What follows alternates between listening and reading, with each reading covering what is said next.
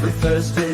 The scene is set in the realm of thoughts where minds are met. They're the thinkers with brains on the brink. Every Thursday they're doing a thing with that darn kitty as the fearless lead. The Foxrew by her side, they plant the seed with Dorkus guiding through dungeons deep, and Grey Coupe spreads it on steep. Emo's crush goes like magic in the air. The press Hydra's expertise beyond compare. Charles manages the box office with grace, while other guests add to the lively space. In a world of thoughts where minds collide, the thinkers gather their wits as their guide. From deep contemplation to laughter's embrace, every Thursday is their special place. Hey now. Hey now. Every Thursday. We're doing a thing.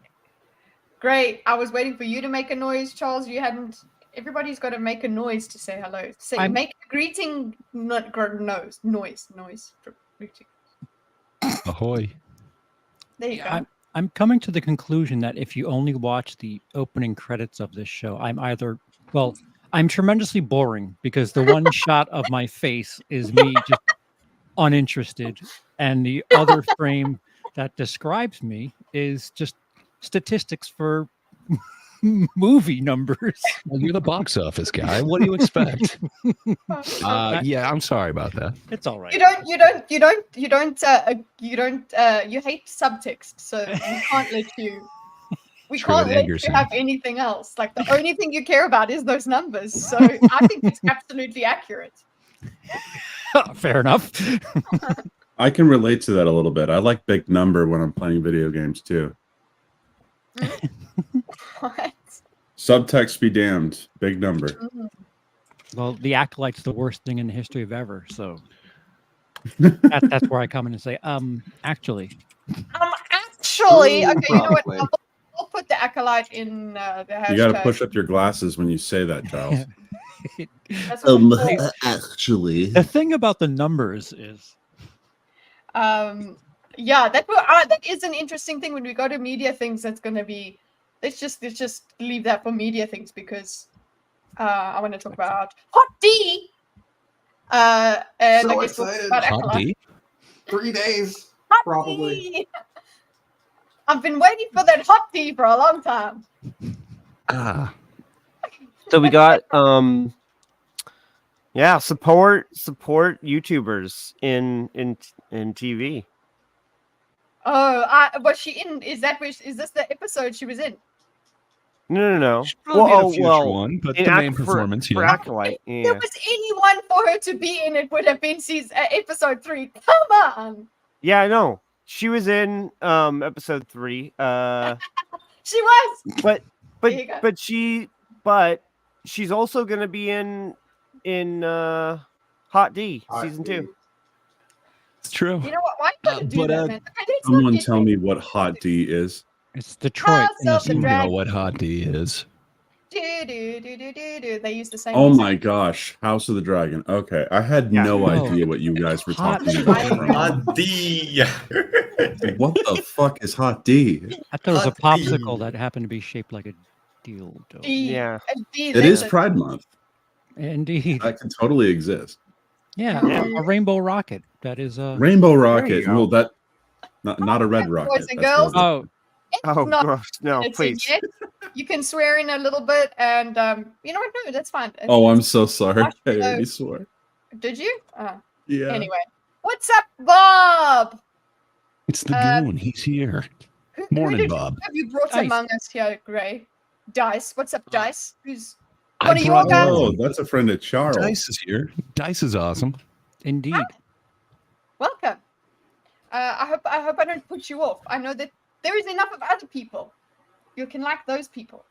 Okay. Let's talk about what our You're not here for me, that's for sure. What our topics are going to be. We'll do a catch up, right? Which will be just whatever everyone wants to talk about for a little while. If it becomes a big thing, we're going to have to move it to later on in the show. We do usually go on to gaming things, which is in the title. Only medium-sized things today. Only medium-sized things. We have no capacity. gaming things. That's basically, we always do gaming things. We always have something to say about gaming things, but specifically Hydra is going to talk about Doom. And then maybe we'll get it onto Justice, the new card in gaming things. Actually, just gaming things. You figure out what the topics are. Okay. Then Justice Alito, something's happening there. It's yes, it's your fault, Charles. And then conflict things will be also, it's part of Hydra's catch up. But then the last one, which is what Romeo was wondering about as well, is the reclaiming slurs discussion. I'm forcing that discussion upon you. Cracker, So please. that will be live. Cracker, please. There you go.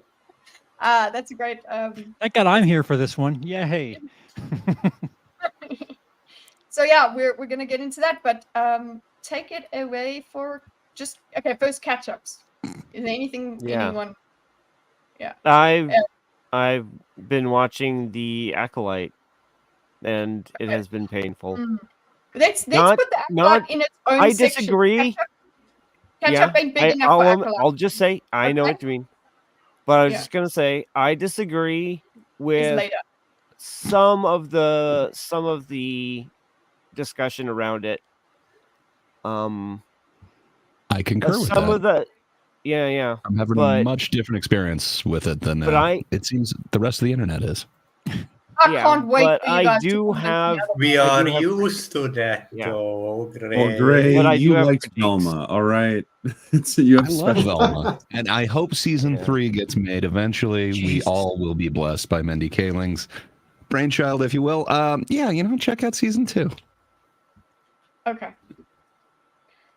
So I think we will put Acolyte into media things later on, okay? Because there's a lot to talk about, okay? It gets its own position, okay? We got 4 hours. I'm sure we'll find a way. Bye-bye, Justice Alito. So we're not going to talk about justice. Alito. We're just going to talk about justice for. I don't know. Okay. Let's do Doom talk. Go. There's no catch-ups. Doom if we're not gonna do. I was waiting for my turn for catch-up. Okay, do your catch-up. Beam. Everybody should have let that Beamo do his catch-up. Well, there is something coming down the pike that I'm working on currently where I might be able to give people art classes. So that's what I've been working on currently.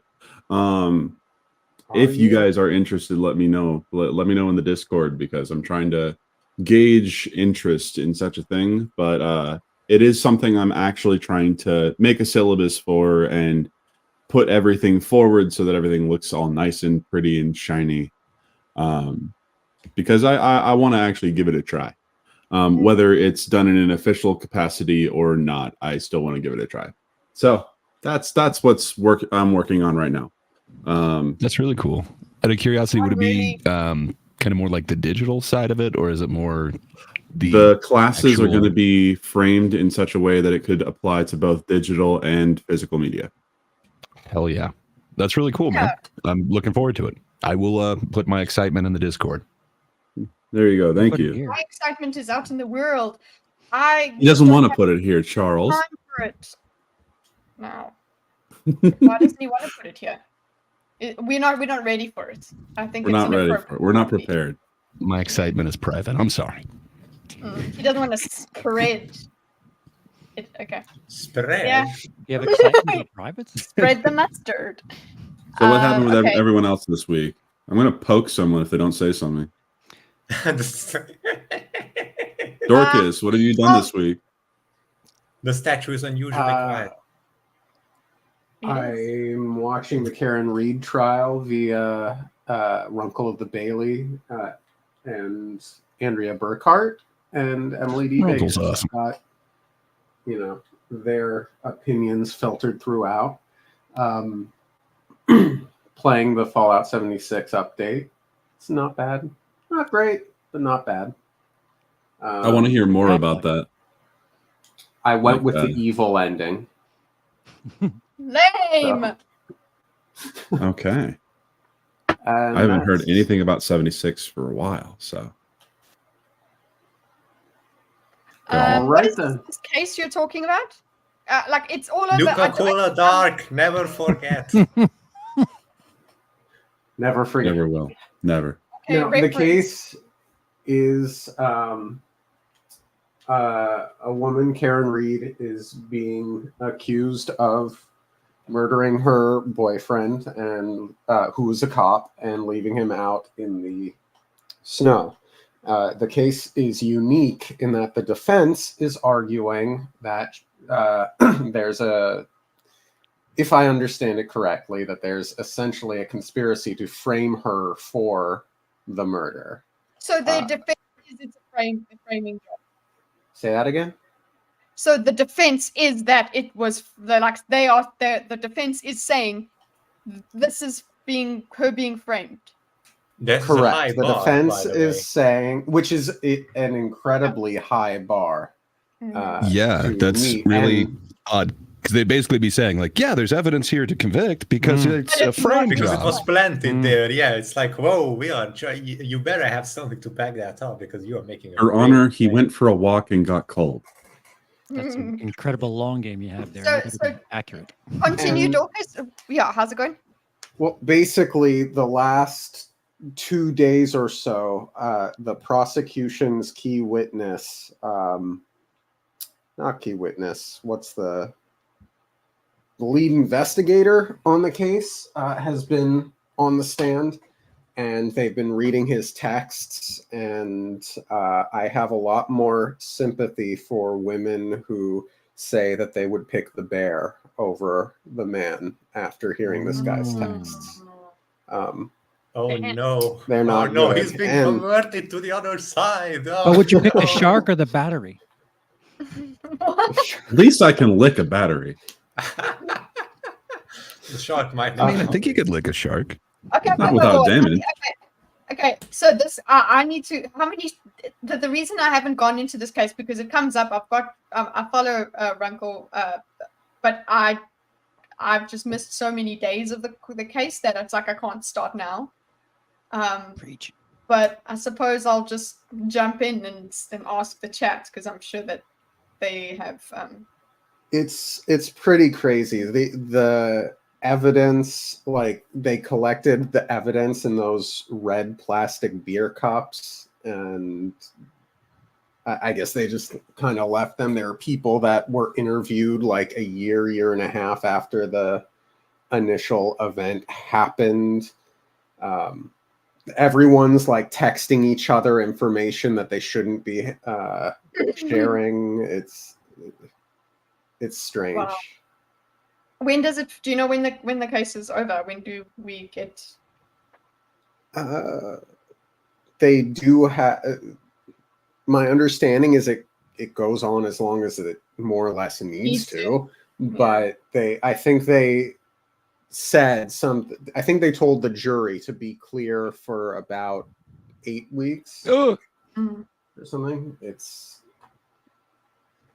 and we are quickly approaching that point, and it's crazy because the prosecution has been wasting like days of trial determining that it was snowing on that evening and how much snow there was. And the defense the defense, as far as I can tell, has been fairly efficient, and yet the judge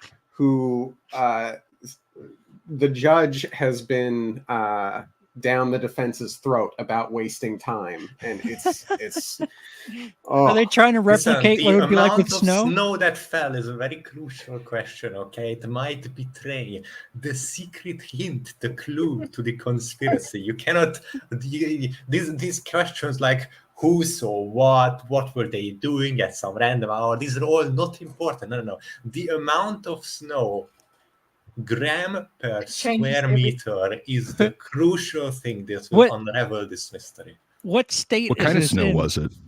Was it packable snow? Did it make a good snowball? And someone who wasn't Karen Reed Googled, like in the middle of the night, the phrase "Hoss long to die in cold." That HOS, I assume being a typo. Essentially, Mhm. I'm doing a terrible job of expressing it. Summarizing. I need to check back in with the We American majority understand. over there. It's not looking good. It generally looks like there is malicious actors at play. The question is, who are those malicious actors? It sounds like everything is working as intended. For those of you who Working don't as know what's going on in America right now, to be banking on a snow recreation in New York right now, you could take a pan with eggs in it and cook it in the sun. So I don't know how much they're depending on snow recreation, but it's not looking good if that's what the defense is hinging on. Charles, have you considered that Well, an extra no, gram of snow might be added? What if they I were will talking say, about cocaine? if you want, if you want much more reliable, quick summaries of each day of court, check out Emily D. Baker's Quick Bits, where she summarizes what happens in each day of court. They are fantastic. She is incredibly smart, and she can get you caught up fairly quickly on all of What the did you say, specific Emily? details. Emily D. Baker. Get that hot D. Emily DeBaker. Oh, I've seen her on streams. I just haven't subscribed to her. Okay. How It's dare a you? cool- I think Dorkus wins the catch-up. True. Oh no, I did yours I not didn't is know exciting. people could win this, but okay. Everything is a race and everything is a competition. That's right. Anyone else got catch-up things, or we're just gonna go straight into doom, doom, doom, doom, doom? Do you guys know where that's Yes, from? if it's a competition. I do. Yeah, I've been That is rethinking my whole position on Kevin Spacey lately. Whoa! Really? He was acquitted on all those like charges, and then Yes, he I was. watched this like BBC Channel 4 documentary that was like really damning. They had an interview with his brother, and they just talk about like how horrible his family life was and how they were pretty much assaulted by their father. So I don't know. Like I guess I just bought into everything, but he recently had this interview, and he's kind of doing like a press tour now. He might have won me over. He has like additional emails and information from a lot of the accusers, and it sounds like they all kind of jumped on this bandwagon to kind of cancel this dude. And I guess it was right around the Harvey Weinstein time. But yeah, I'm looking into it a little bit more, but I think I might have been wrong on the guy. I have a question. He still actually, for that. admits to being way too handsy, which is, not a good thing. That's Hey, Zach. good. At least he's honest with Also, that. Pride Month, he's gay. Sure. So there's that. But- And he has like the worst apology that has ever happened ever. Like that was I just mean- so bad when he was initially accused. He's like, okay, I'm gay. It's weird. It's great. Smoke screen. What is the current date?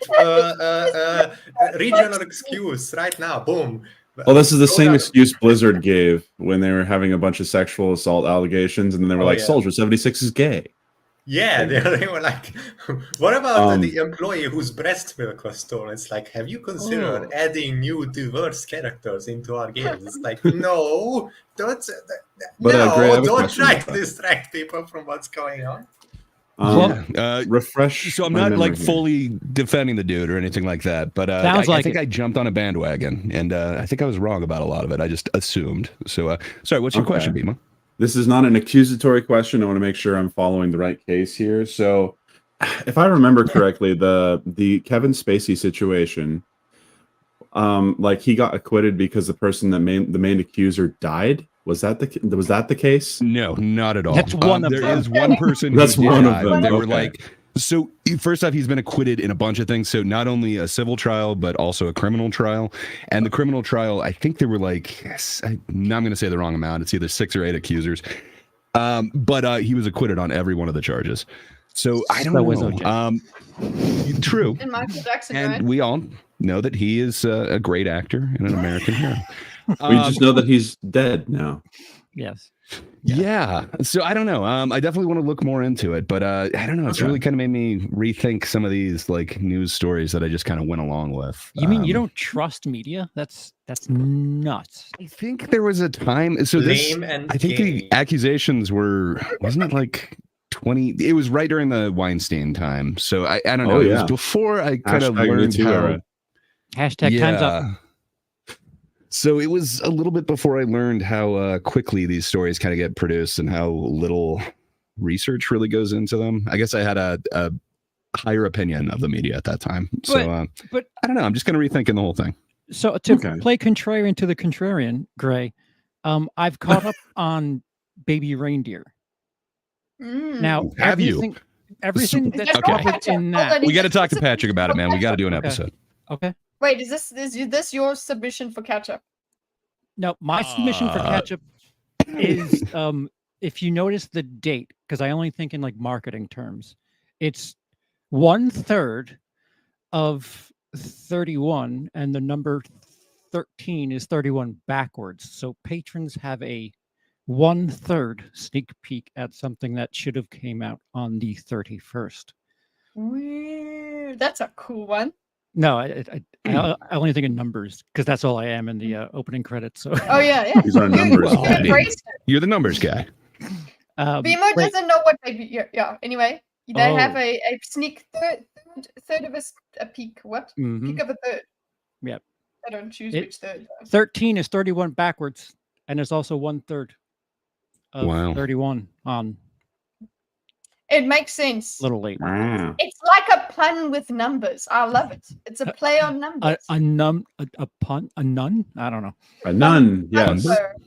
Pun. 13 times 3 is 39. It's true. I wasn't going to correct you, but that's okay. It's close enough. Well, We're yeah, rounding down. I separated the 1 and the 3 to be 1/3, and 31 backwards is Mhm. 13. Yeah, I can't explain how my brain works, but it makes He's a sense. numerologist. Yeah. Not makes- math, just numbers. I'm thinking like witchcraft shit here. Mm-hmm. What was I saying before that? I forgot. Baby You love the reindeer. Completely tiny lost the reindeers. plot.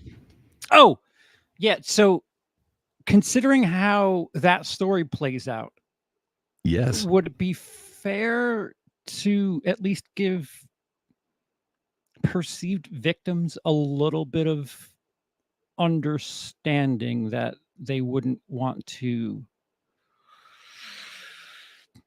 I would think come out? so. Okay. Well, and then All right, that's fascinating.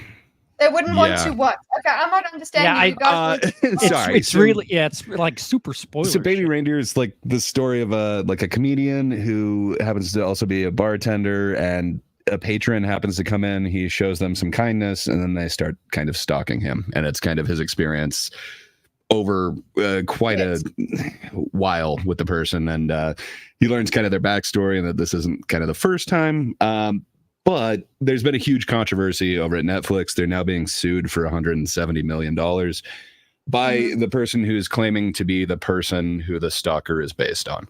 Which So they there's kind of weren't this. revealed, by the way. They stepped forward. No, over the they case. came forward as it. But Well- the show did do some. So they testified in front of Parliament that they have taken every precaution to hide the identities of the people involved in this incident. Well, The very beginning of it, it says this is a true story, but they seem to have changed a bunch of details. But one thing that they didn't change is this entendre, the way that he kind of hits on this person. He says, like, I would hang your curtains. People were able to Yes. take that right to Twitter and That's figure out who how this they person found is her. and find a bunch That's of how they tweets found from them. Interesting. didn't Oh, the woman shit. come Has out and do never a Piers identified Morgan? her. Only she has identified herself as this character. What a moron. What an absolute Okay, no, What a moron. okay, so, moron. wait, hold on. Listen to what Dorkus said. Because, okay, that's what you guys are saying. She was found on Twitter and people were speaking to her, right? And saying, They were, and she "Hey, received death are threats. you? Yeah, death threats and all of that. And so in response, so it's not that she was sitting there and nobody spoke to her. They found her through this curtain hanging thing, which the internet, bro. Okay? And I mean, like it's obvious, and it's an obvious thing to search the tweets. I suppose that's what they were looking for. But I'm just saying, like, who thinks of doing this? Do you go? I'm gonna go and find the person anyway. So It they is an old found- line. and then she went to the media herself. She was, like Dorkus said, on what's her name? Piers Morgan Piers is Morgan. like kind of the main one that got like, I think they said like 40 million views or something like that. So Guys, is this she's gonna put be- herself I out think- there.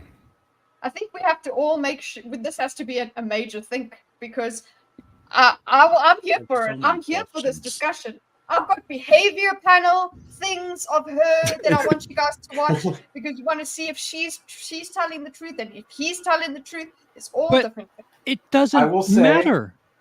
Okay, why does it If matter? the show isn't if the person is who they like are claiming to Say- be in this series, they're a convicted what So do you that's call the it? thing. Yes. Like Yes, the yes. whole case is it is actually slander, and you are liable if you do say that somebody is a convicted felon when they're not in the US, and then it's even stricter in the UK. So that's like the thing that hinges on it.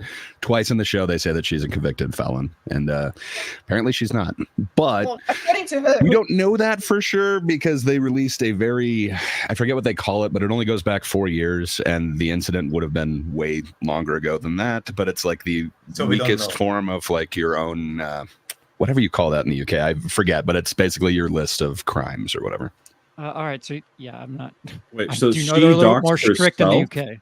Like she Yes. confirmed She the dox? did, but the internet confirmed figured the out who docs. she was. Yes, you're right. So, That BMO, she confirmed the docs. but she Okay. is the only one who is saying that she is that person other than the internet. Like the show has never said it. The creator has never said it. The writer has never said it. So it's not their fault. But I mean, it was an idea that I kind of proposed. I'm for not a thing going to a try and while argue ago, about like- British law. I I do not I've, know that. I've been detained more than enough times in my life to say that. Yet, there's probably something there. But I mean, if something says this is a true story, what percentage of it do you think is true? Like, so it only says that at the beginning of the first episode. At the end of it, it says like names and appearances, and I can't remember whatever that standard thing is have been Yeah. changed to protect. Uh, But like, how true do you think it is? So even if like all these events happen, I mean, I wouldn't assume that the dialogue is correct. Like, who's going to remember every word that's said in every scene? Mhm. You assume that things are changed for cinematic value. Right. I don't know. Right. Dramatic What license. percentage? But again, I don't. The UK is fucking weird. So Well- I don't Yeah, know there about is a that. difference also between The based. haunting in you- Connecticut actually, said it was true. there is even like a behavior panel. I need to like curate all of this stuff, but like the behavior panel, what they did, and if you don't know the behavior panel, fuck you, but they went and they looked at his interviews when he was doing his press tour thingy-majiggy. And one of the things somebody said, oh, well, this is based on a true story. Not a base. This is a true story. And he said, oh, and he like stumbles over it. And then he's like, absolutely based on a true story. So it's like, that's what they should have said instead of this is a true story. There is It's a also difference inspired between by a and true story. inspired by and based. Yeah. But you guys are Imagine familiar with the from- movie Fargo, right? Like it starts with this really long text. Like they've even turned it into like shirts and like a bunch of different puzzles, but it's saying like this is a true story. And then it goes on for like 5 more lines just saying it. And there is nothing true about that story at all. Like it got people to search on the side of the freeway for supposed hidden money. Idiots. But like Ethan Cohen came out years later, I think it was in Vanity Fair, but he said there's 2 aspects of that are actually true. He heard a story once of a husband putting a wife in a wood chipper. So that's like the first true thing in there. And the second thing is there was some scam at a GM plant where somebody was changing the serial numbers on the cars and then taking them. Those are the only true things out of that. And that has very little, I would say like 5% to do with like the entire story there. The whole plot and everything, every character, it's all made up. But A traumatic nobody license. went after that. I mean, true, they're not calling anyone a felon there, but I don't know. Do we Calling have an people issue with murderers. Fargo being called a true story if it's not? Like even the TV shows now have that thing on there too. I think the Listen- fact that the person outed themselves, who is their name Martha? So Martha is the character in the show. Is her real Fiona name is the Martha? lady in real life. Okay, No. so But you look at her and you're like, damn, they cost well. They cost like you just like does she look just like her? yeah. And they gave her a Scottish accent, and she sounds very much. Okay. The actress All right, Jess so- is just amazing in that role. By Okay, that so- logic, all of Scotland should be offended. Mhm. That- They Okay, are. boys. We Oh, yeah. are I forgot my lore. we are Okay, gaming. we're gonna have But yeah. to we're gonna have to turn that into a whole thing seriously with homework A where lot of everybody stuff has to to go go in Yeah. there. Infinite downward spiral. Yeah.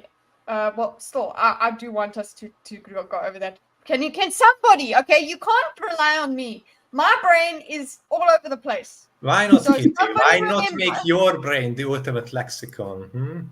I need a sticky note, okay? And I'm gonna put it on the screen that says "Baby Reindeer" and is it true stories? That's the next thing. It's gonna be big. It's gonna be huge. Okay. Okay. I'll get Okay. a video Huge. ready for It's that. gonna be huge.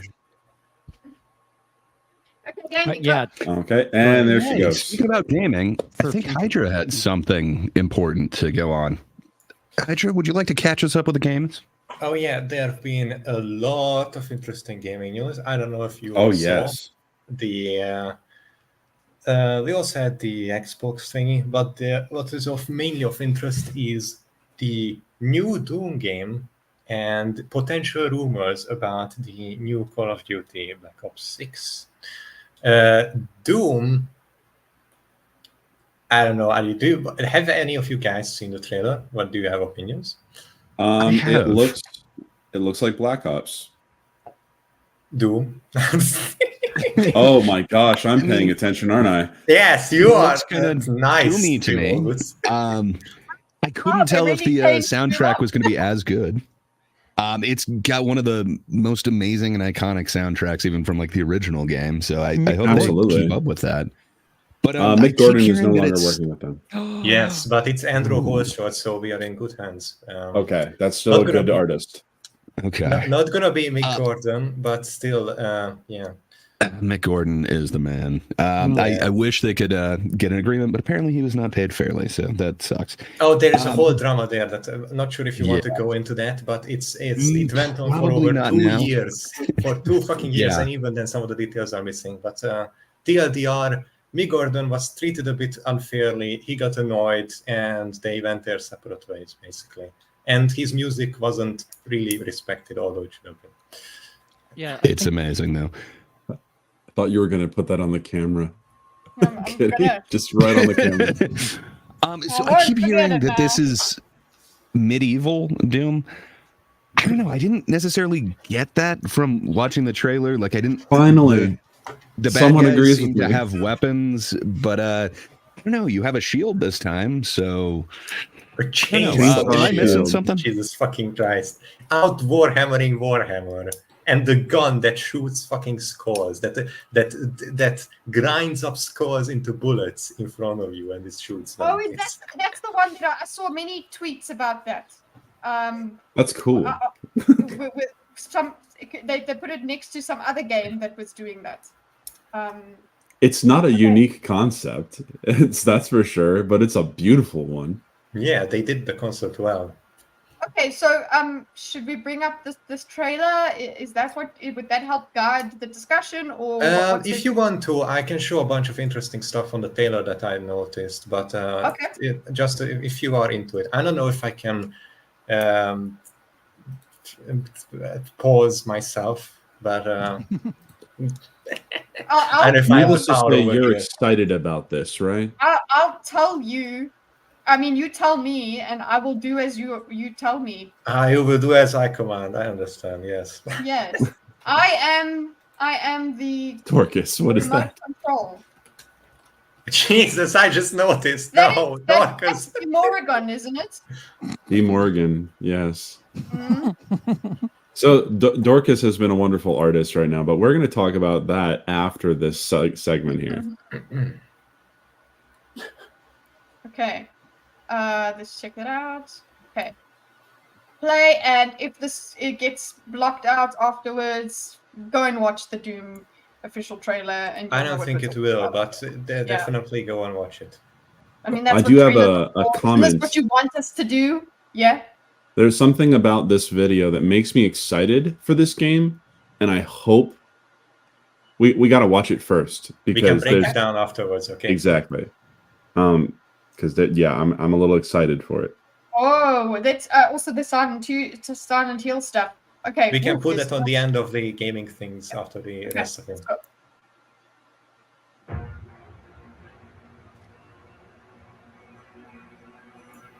Thor became a hero. He was a super weapon of gods and kings. Oh, there we go. Ooh. Was Doom Guy ever a hero, though? To some, yeah. In a turn. Who's go? Eagle? Okay, the music is sounding good to me so far. And it's a cool I love. They are following the rule of how to make any medieval thing cool. Put a furry cape on the back.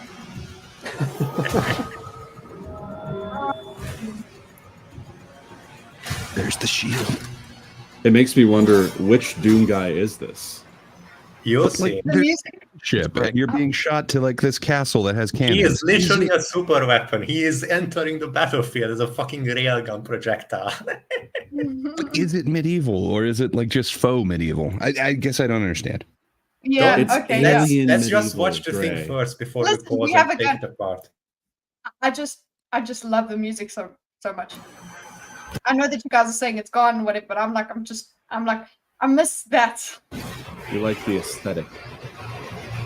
It just doesn't get into the ripping and tearing yet. There we go. Oh, there it is. Let's go.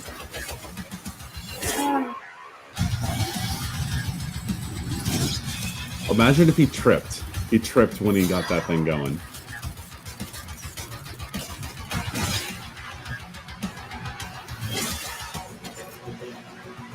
So, like, I'm such a sucker. I'm such a sucker. I still have like the gameplay does not look exciting to me. Hold No, on, we but- can take that apart Hey. afterwards, okay? Captain Let's- America with the chainsaw shield? Come on. We have to finish it. We have to finish it. We have to finish it first. Oh, See, the flail is what excites me. But then a mech? oh. Oh, flying.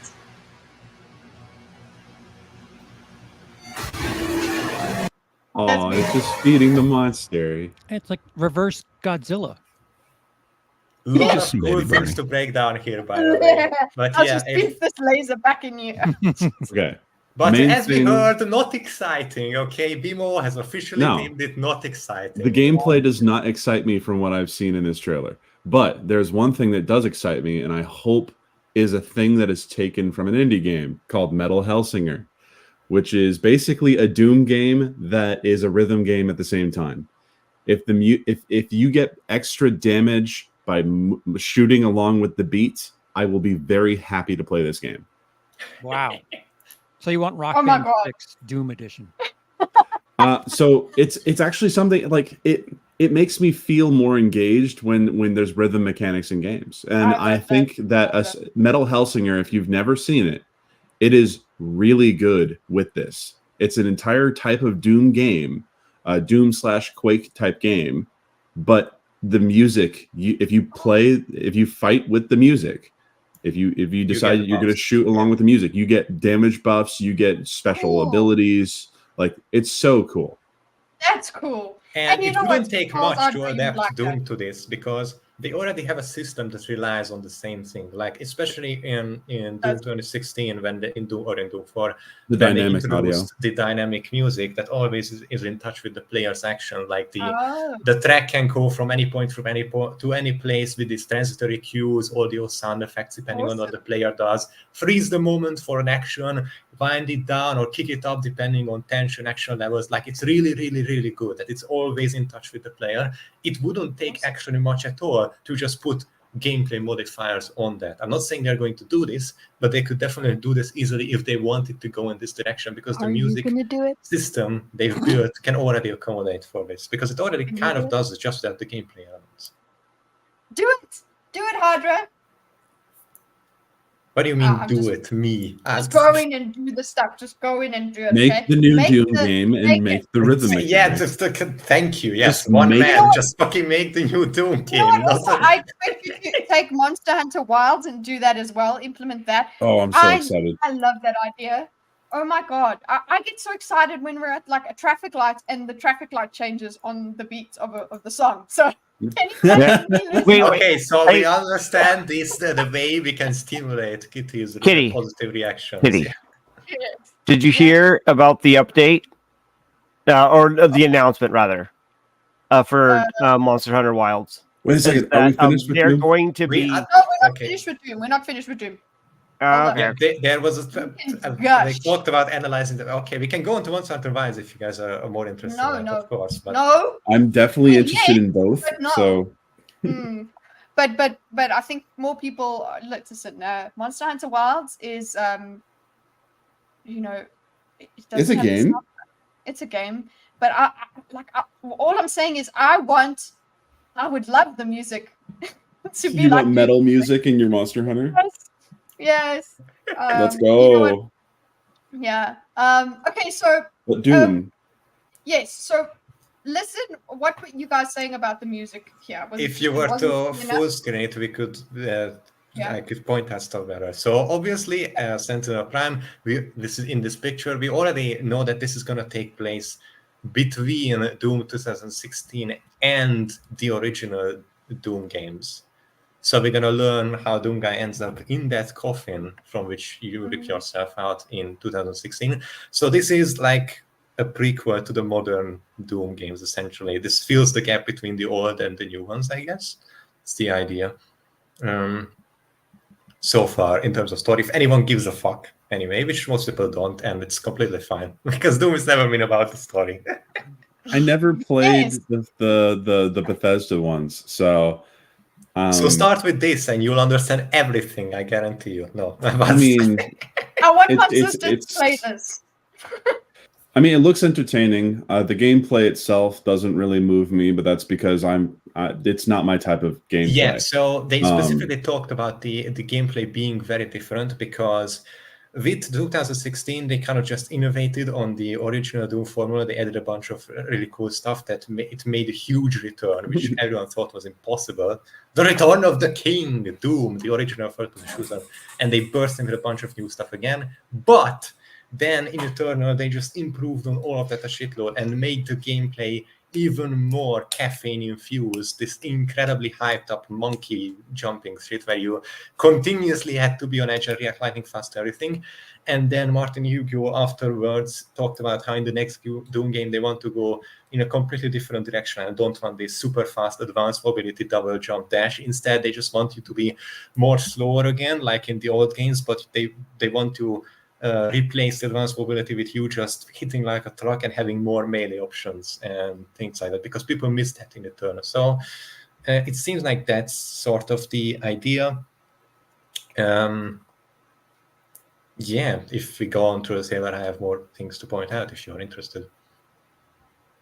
Okay. We don't know what this is. This is it doesn't look like any maker or anything architecture. So Definitely maybe we get a does new not look faction. does not look medieval. That's for sure. Yeah, it's gonna be. We're gonna probably learn who this someone else is that is using Doom Guy as their super weapon. Maybe. Okay. Suit definitely more resembling that of Eternal than that of 2016. Definitely looks like Eternal. Yeah. Except for the helmet. The helmet looks different. Yes, that was completely different. The super shotgun the look is gun. different too. Probably it's not the same. It's always a big changes, but we'll probably get explained how it ends up somewhere else. And then the shield, of course, is a completely new addition, which makes sense because if you slow down the player that much, and in Doom, your primary defense has always been to keep moving because it stays still. That's a death sentence. It's pretty much every Doom game. So they're going to have to compensate for that. So I guess that's where the shield comes in. But what really throws me is that, like, it's just like what Gray was saying, where this is supposed to be the quote medieval or dark ages. I don't know. It's dark ages in the lore. It's not really medieval. People started saying, but they're definitely going for like a pseudo medieval looking, like somewhat like pseudo European medieval look. Where like, the flail and the shield, the armor of the creatures, the flail, the shield, but then you have the shotgun. Just random shotgun sitting there, chainsaw shield, You have a dragon, but the dragon's wings are made of lasers. Like, Mhm. it's the aesthetic conflicts with me. Like, I don't conflicted know. by the same logic. It conflicted in Eternal too. Like, it's Keep you in had a mind, I never chainsaw played when you had the Eternal. advanced. You could have just had the fucking plasma spheres of the center. There's a reason why, though. Like, a chainsaw is a Doom weapon. Eternal, I would argue that Eternal's gameplay conflicts with its setting. It has a sports-esque gameplay with what the fuck is that? I like it. That's a wonderful beard. Mm. I'm jealous of the beard. That's what I thought. I am not. Sorry. Okay. By the way, Andrew. I have a new nickname at work. Okay. It is Santa. Oh, nice. Santa. He just outed himself as old, guys. Point and laugh. Yeah. That is a good question, Flaccid. That is a very good question. Are you all flaccid that you can't just click that button? Become an erectile phoenix and hit that like button with your head. Smash There it you right go. now. Can we never say that again? Perfect. No, we will say clip it every week now. No, but with Yeah. with what do you call it? With Doom Eternal, I would That's argue that funny, the a trailer. gameplay loop is much more conducive to a game, like a sports setting, than it is for like just a raw combat type setting. But when you say the gameplay loop, do you mean the fighting enemies in arena, killing them, engaging with the health, armor, ammo system, and doing occasional The health, platforming armor, and looking ammo for system secrets? specifically. And why is that more in a sports settings? Like, what sports would Right. it be? So Racing what or I mean though is because you are using you are using like specific actions to get a specific result. It's every right? game though. Like every time. No. Okay. So my point is that with combat, like let's say here you're in a war setting, right? And you're killing enemies and you're picking up their weapons, and maybe they won't you could maybe pick up ammo that they have on them, or you can pick up their weapon and any extra ammo they might have, but they won't have necessarily a full, unless a full magazine or some such, or full clip if it's older. But if you kill enemies with a specific action, then you get a specific item in return. To me, that and how's that screams sports? How does that associate with sports with you? Like killing an enemy with a specific weapon and then it drops a specific thing. What makes that more so a sports game? I'm going to vouch for Andrew here. I think you're meaning more arcadey, right? Not necessarily sports.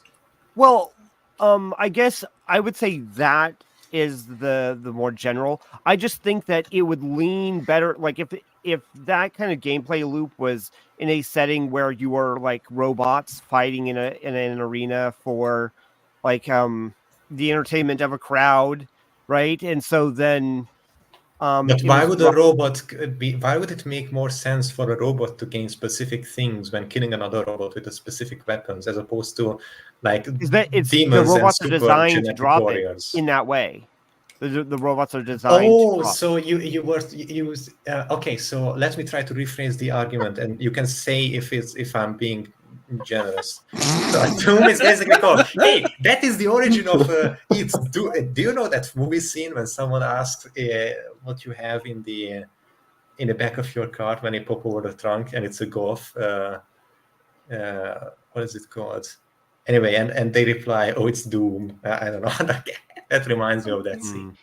But so what you're trying to say, I guess, I'm trying not to mischaracterize and try to understand your point, is that the way you see that gameplay loop making sense is if the enemies were specifically designed to do that.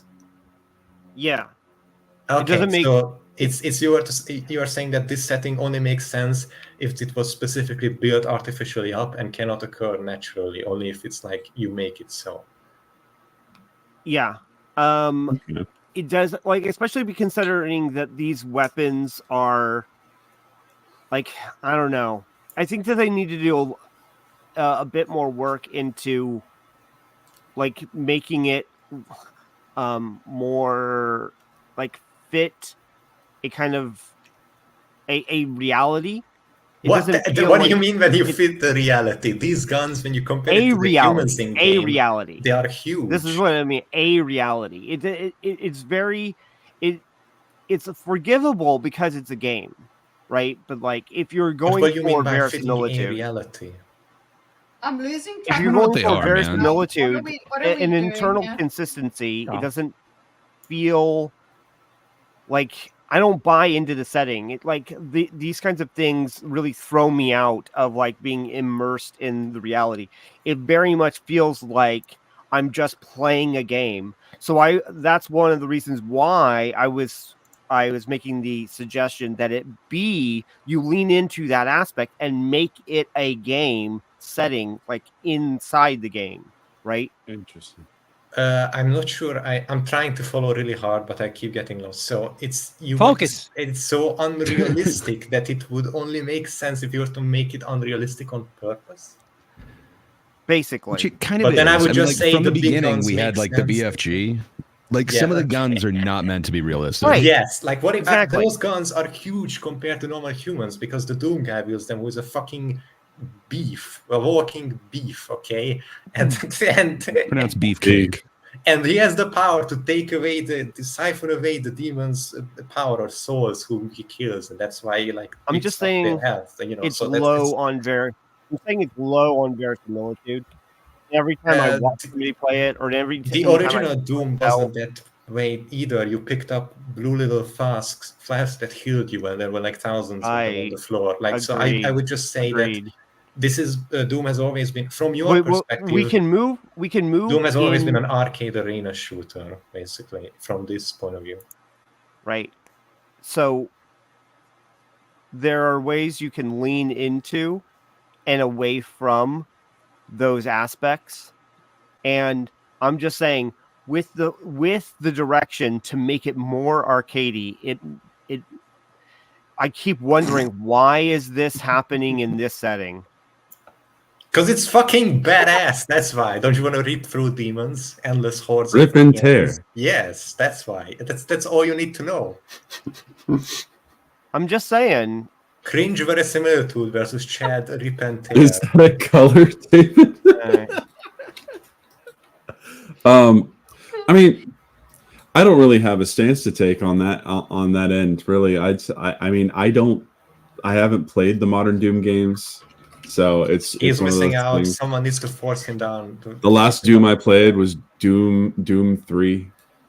Oh, The last Doom I played, the last Doom I played, my sister was playing, and I maybe pressed a couple keys on the keyboard, and that was me playing Doom.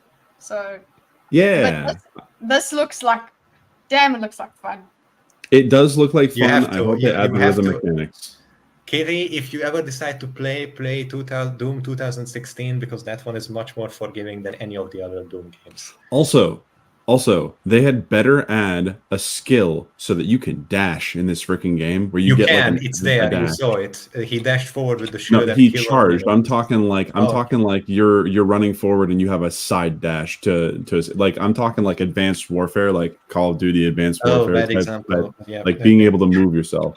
Yeah, but It's not a like bad in Advanced example. That's the Warfare. best COD game to ever exist. Okay, yeah, so, sure. That was made for no one, but sure. It was made for me. Just a note on the frame that's on screen now. Can you What's have this, up screen the thingy so you can Yeah, see sure, we can go actually to the big on... one now. Yeah, technically. I do love spiked pauldrons. Yeah, that's what I was going to ask you about. How are you enjoying this spike thing? Probably think it looks makes good. sense with you, the bashing into things. That's more likely this game is jam. So yeah, It If still you looks like see- Doom Guy. yeah. And if you when he shoots at the mancubus, that's also important to It's see quite an here. ugly character too. It looks Alright, like getting a mine. little No. ugly Flame there. forward, Kitty, please. After Oh! he shoots. I do not want to Bam, jerk off to pause. that. So he didn't Fuck die, but he lost his didn't die. arm. So it looks like the weak point system returns, so you can shoot stuff off of demons, which is cool as hell. What if the demon just started Nice. crying? Oh. And then you just keep going. as Yeah, well. he just keeps going and cut to the next scene. So yeah, and this gun looks like it stuns these small enemies when you shoot them and they get stun locked. Maybe is it because they are small or that's what this gun does? I don't know. But if you take a look at it, they actually they get locked into this animation. One of them was even shooting before, and then they just get. I like the widespread. Yes, Yeah, it's very and much little- Unmaker little- vibes. This gun. Oh, yeah. Little fragments are going. Okay. Actually, you know what we can do for this? We can make it go slower. So make it even more choppy. Let's fucking. Oh no, it's less choppy now. Yeah. And then the spikes come out. Okay, It's hold so on. Let's fucking go. Let's cool. go back. Let's do this. Let's go back. Okay, The obviously that's doomiest not Doom guy. Yeah, and you shoot all The them at your spikiest. son, presumably to reduce the amount of bullshit that is coming at you, because these demons are always designed to be unfair unless you take out the weak points, because that makes it more fair. Of which is a course. cool Like gameplay the design Phantasm choice. gun. It's not shooting this Oh, shiny they're ball, though, down. man. That looks cool. Mm. Okay, shit. And then that's a very interesting looking Revenant, by the way. Knocks him out of the air, still isn't dead, but you knock down the ground. And here Now, it looks like it what is that interacted green with that spot? thing. What is Pause. that green spot? Do you heal if you parry that? No, I think he No. shot at But it's green. That's he heals. shot at the thing and it became green. No, back when this mounted enemy was shooting these slashes, and Yeah. I think the plasma rifle that is obviously so in this game's version of a plasma rifle hit one of those waves that was coming at you, and it turned it from red to green. I don't know why. Did it turn Maybe- from red to Turn. green? No, it came. Oh, Oh, it- one of them. You see, there it is. Yeah, one of them turns. So watch them. Oh no! No, it's a No, bad new it one was. came It out. comes. The new Either one. it comes out green or it turns red or it turns green when because it gets hit by the plasma rifle. I don't know. It would be cool No, if look. you could overcharge it by shooting it or something. Look. So My you shoot gamer and brain it says that creates that is a green one. parryable thing. Maybe. Or like if you hit at a certain time, you a certain spot, you get a green or whatever that Maybe You is. gotta I'm heal. only saying this because in Doom Yeah. Eternal you could use a plasma rifle to overcharge things, especially these energy-looking things, to cause them to explode and deal damage to enemies. So my brain immediately goes, Wait, shoot it to explode. Okay, And then we get a quick logic here with a flail here. Bam. Smack, boy! You see, that's the thing. I love that kind of shit. Okay, just that. Ka-chow. the visceral I'll get- nature of it. Yes, I'll get absolutely yeeted and fucked up, but when I do get it right, it'll feel good. That's part of the thing, like the finishes in Shadow of Mordor. Fucking hell, absolutely fun. That's the kind You of would thing love 2006. So obviously here, this That's so turret is true, the super finishers are good. unfair. This turret is super unfair. There is no way they won't let you destroy it because bam, that's a lot of bullets. There's probably a stamina system or something how you can keep this up. There was also some blue shading on the shield in the initial shots that is no longer there anymore. I don't know. Was it a shield, your armor, Yeah, or something? when you throw it, it's green. Is that what Yeah, you but way back then, if you reverse it when the Arachnotron starts shooting at you in the previous scene, to the very beginning, there was a blue glow on the shield. If you watch it, that happens. Oh, Here, there. boom, there. initially. I don't know Yeah. if that's armor shield being removed or something. It's if it's just it's not very long. I mean, this is going half speed. Yeah, What? the glory kills are very fast. I just and love that speedy. flail. The whomp. Also, That's those good. floating things in the background were That's cool great well. as well. Just that's satisfying. Throwable chainsaw. Win. And What's up, I gotta Ivan? say, Sorry. a lot more enemies on screen too, especially compared to previous Doom games. Like it gives you that Yeah. fighting a demonic horde feeling that some people were missing. And in some of these scenes, you can see them even marching in formations to the side. So maybe it will be interesting. Yeah, you see the Doom games that I experienced, as in that's how far away it was just corridors. Okay, it's just back routes Mm-hmm. and demons. That's what Doom was for me. and Great soundtrack. And the spirit comes back, and it looks like the spikes are gone, so you might have to rev it up again before you throw it. I don't know. Then see, this is pretty. ground pound into formation of And then enemies not with, pretty. something Look at that that! launches Look at that! ball. What weapon's that? Yeah. I don't know. the It ball. looks like it launches metal Steak darts. seller. It's, Let's go. it's a a steak bayonet gun. seller.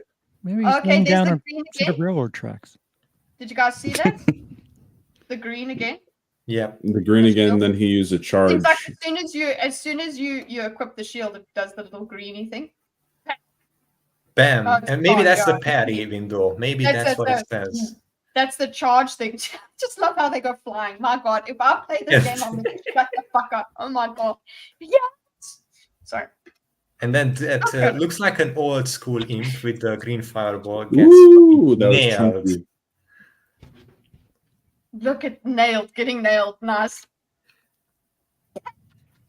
And then boom, parry. They're not doing See, the that's right what I'm thing. looking They need into. to show shitty gameplay. Like on Monster Hunter Wild, I want to see you die.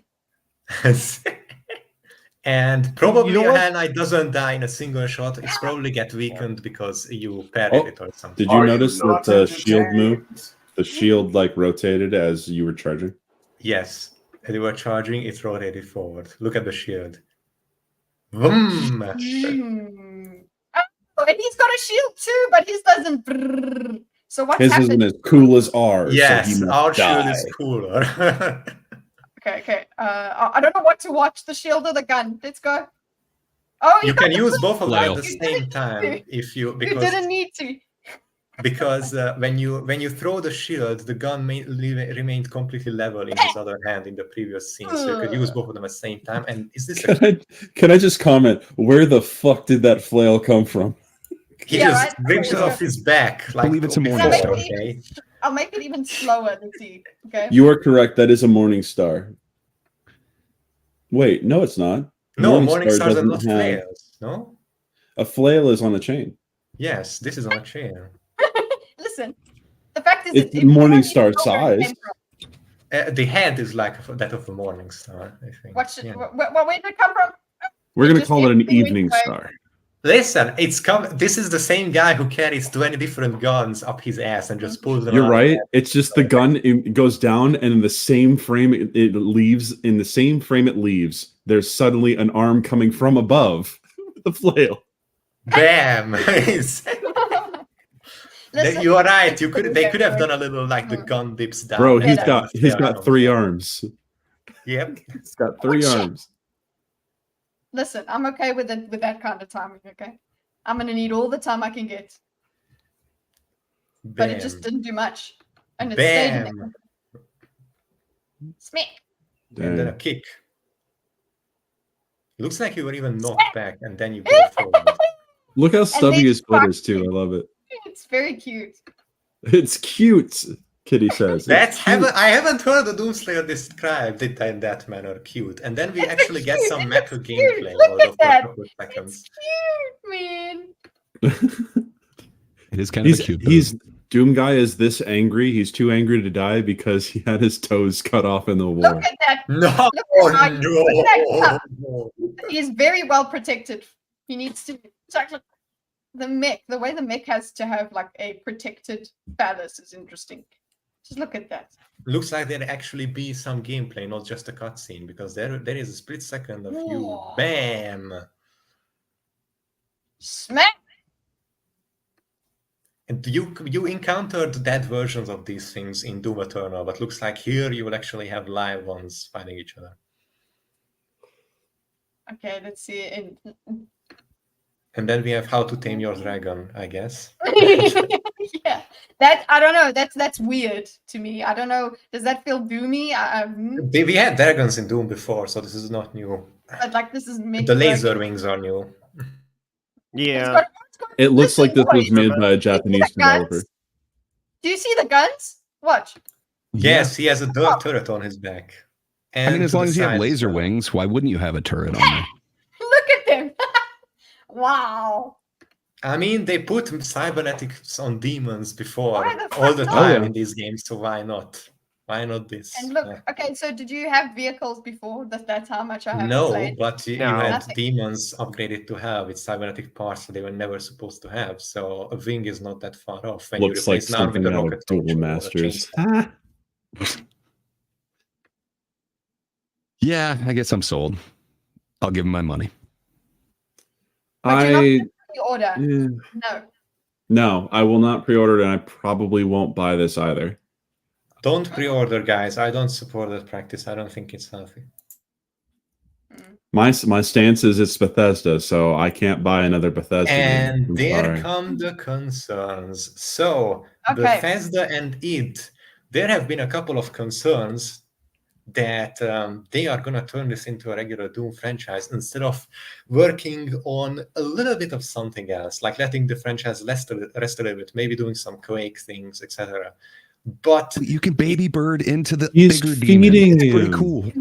yes, but the people were worried that this might be Bethesda might be forcing it to do this. This is Bethesda and all of its consumers.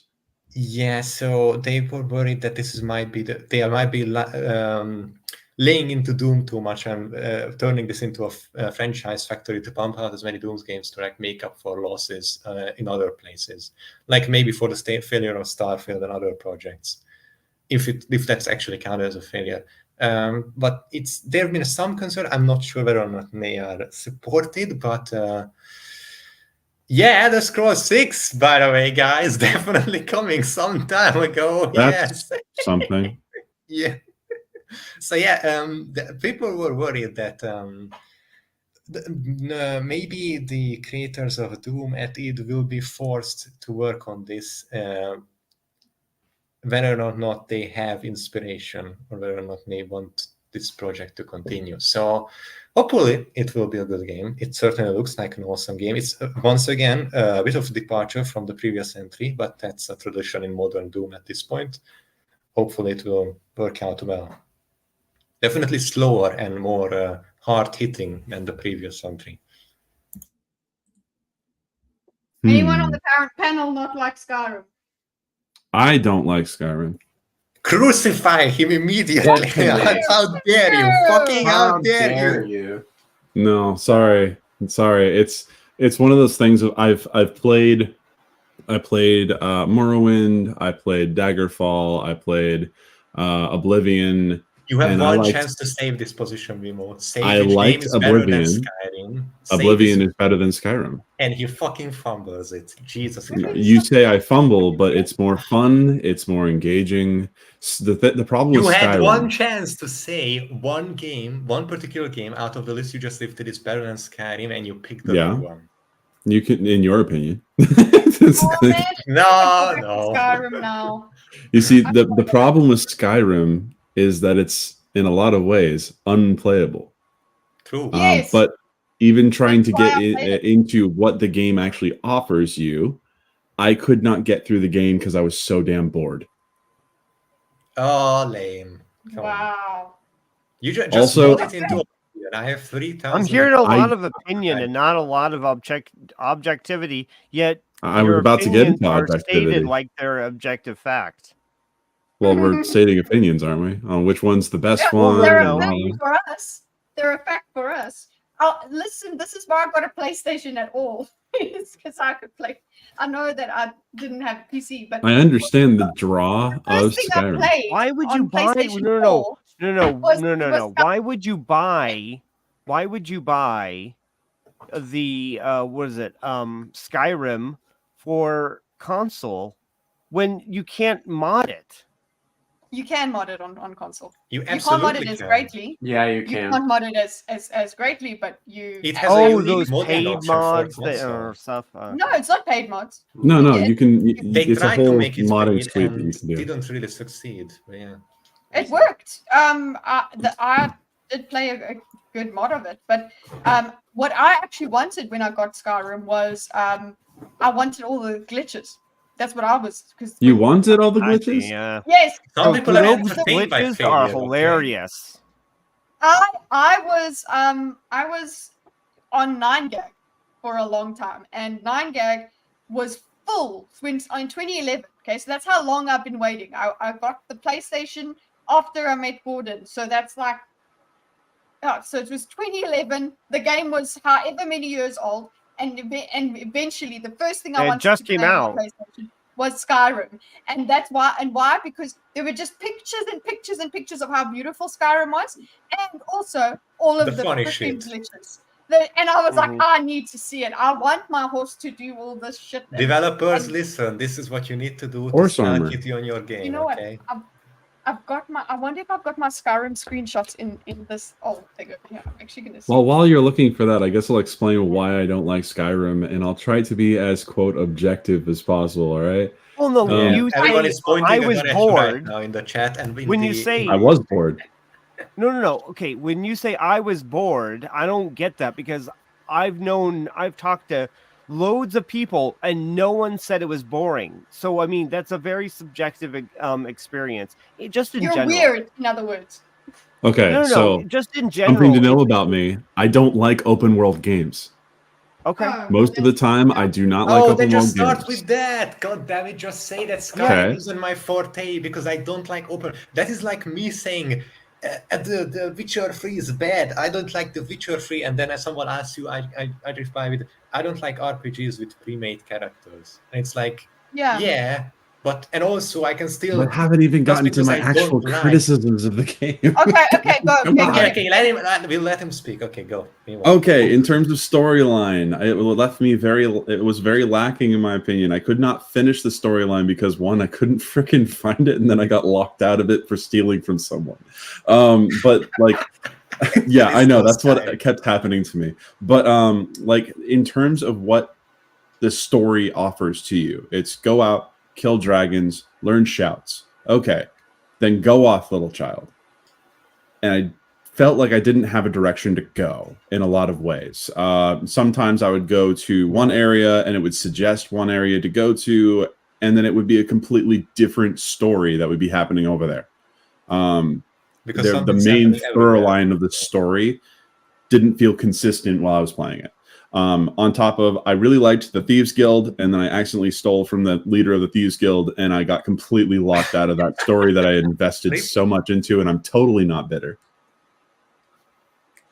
Have you Okay, considered so loading? I gotta tell you, these are very subjective experiences because because no one I've listened to and has had anywhere close to these experiences. No one, none of that actually conforms to my experience. No, I don't quick save in games like these. All right, this was my problem when I was Everyone's playing. experience subjective necessarily, though. Like it is. No, like about experience. that's why I'm saying. That's why I'm saying. Like, okay, so if you want to draw my point is if you want to draw a comparison, right? And then like between so here's something to know about me. The first month that I played Morrowind, somehow I missed like and this was just me, right? It's not like I don't consider it necessarily a problem with the game, but I missed the direction to go to Balmora to find the what's it called the one guy that sends you on the main quest. Yeah, because Morrowind you didn't So- have quest markers, you so actually had to read the direction. Right. Yeah. So I played that game for a month before even realizing there was a main storyline. And so none of that, but I wasn't disappointed in that at all. Like, but if you wanted to argue that like it shouldn't have been easy, it should have been more difficult for me to avoid the main storyline. Like they should have, it somehow should have been what is it, more direct in its delivery. Then I would hear that, right, criticism of Morrowind, I could say, yeah, no, I understand what you mean. It maybe not a lot of players have my experience where they miss it, but if you want to say that there is a great chance of you being able to miss it if you're doing certain actions or you're paying attention to certain things. So if you miss like the one clue, then you're off. Andrew. Off on your own. That would make sense. But well, I mean, like, where's this connecting to me not making an objective claim about the game? Because everything I've stated was my opinion. Right. Well, I'm just saying that, like, the game in especially in Skyrim, it's like there's all sorts of tools and to help you find where you need to go. I would actually argue that it's a little too hand-holdy. It holds your hand very much, so it's almost impossible to get lost. And I killed someone on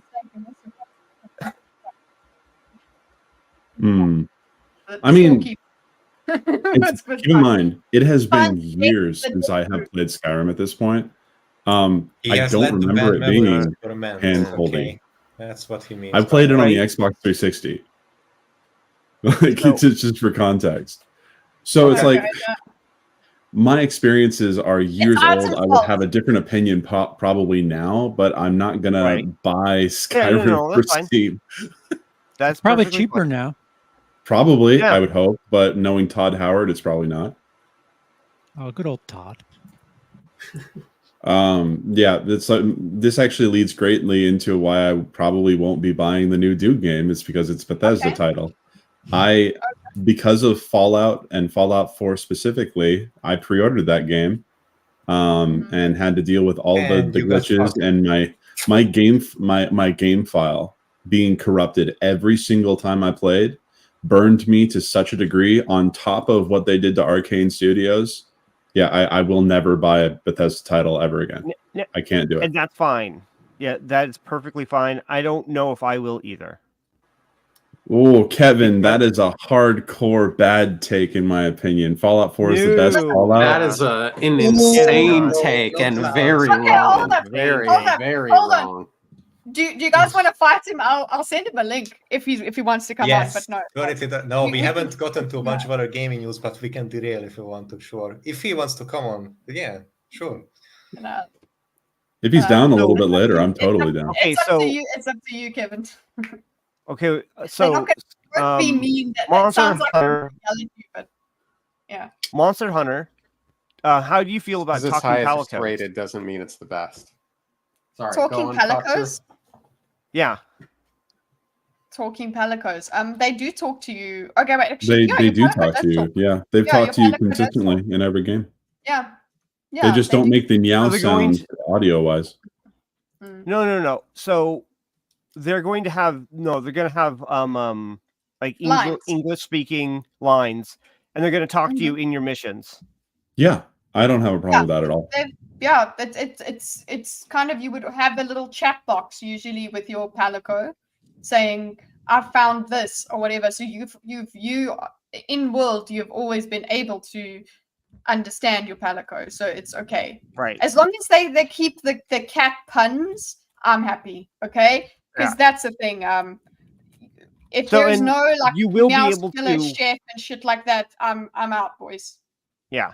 Apparently, it will be an opt-out system where you can opt out of them speaking and go back to the old system where you just hear the meows and then see the text. Mm-hmm. Oh, cool. Sorry, COD. Let's go to COD. And wait, real quick. Sorry. They are also going to be revamping the bowgun, light and heavy bowgun combat, and the hunting horn. Yeah. I'm excited. I want to talk about it after we talk about COD. Okay, let's do COD. Because we need to maximize our Hydra time, guys. Be smart. Yeah, just and me being the usual, I'm only partially available. Okay, I can't always stick around. Sorry. So, Okay. what? Speaking of COD, yeah, I'm pretty sure you guys are all aware of the downfall of that franchise. Used to be one of the titans of the gaming industry, and they still make it well with revenue, but both in reputation and overall monetization, they've been, well, not doing so hot. I will die on the Advanced Warfare hill. Do not listen to this fucking heretic over here, okay? Someone needs to call the Inquisitors for the repeated bad takes from this person. But yeah, we had a new trailer for Black Ops 6, and there were some couple of leaks and rumors that maybe, just maybe, 9/11 will be in the game. Okay. Oh yes, I remember that. A mission. And It's a mission. Yeah. I immediately had a fucking torrent of ideas flood into my mind on how, if I was given the top position, the creative director position, to fix the Call of Duty franchise, to make a good Call of Duty games again. Like, if I was put into this position, given total control of the team and all the resources, and told, make Call of Duty Black Ops 6 a good game so we can bring back the old fans and hit new revenue records, I would make it so that we would salvage the Black Ops title by returning to the a bit more controversial and entertaining roots. So we would do, if I was in charge, I would make it so that we would have Desert Storm, then from there 9/11, and then the Iraq War, and we're going to make it about all of the conspiracy theories, all of them. It's going to be set in a universe where all of the conspiracy theories are real. They all happened. The 9/11 being an inside job, the weapons of mass destruction, all of it is going to be real. And you're going to be part of the elite secret unit that has to carry out these missions that shapes the future of the planet as we know it. And you are tasked with doing the dirtiest of dirty jobs, the super secrets hush-hush. So planes that don't exist, convenient accidents, revolutions, international incidents, that sort of thing. We could maybe even put in the Aurora or some other officially not existing spy planes. I hope you get to specifically shoot down Building 7 so that people will keep asking questions. And you could even take over the plane and kill off the passengers and remotely shove it into the, all of this. You would have the opportunity to kill innocent civilians again and committing atrocities to provoke reactions and for the greater good and to blur the line between good and evil.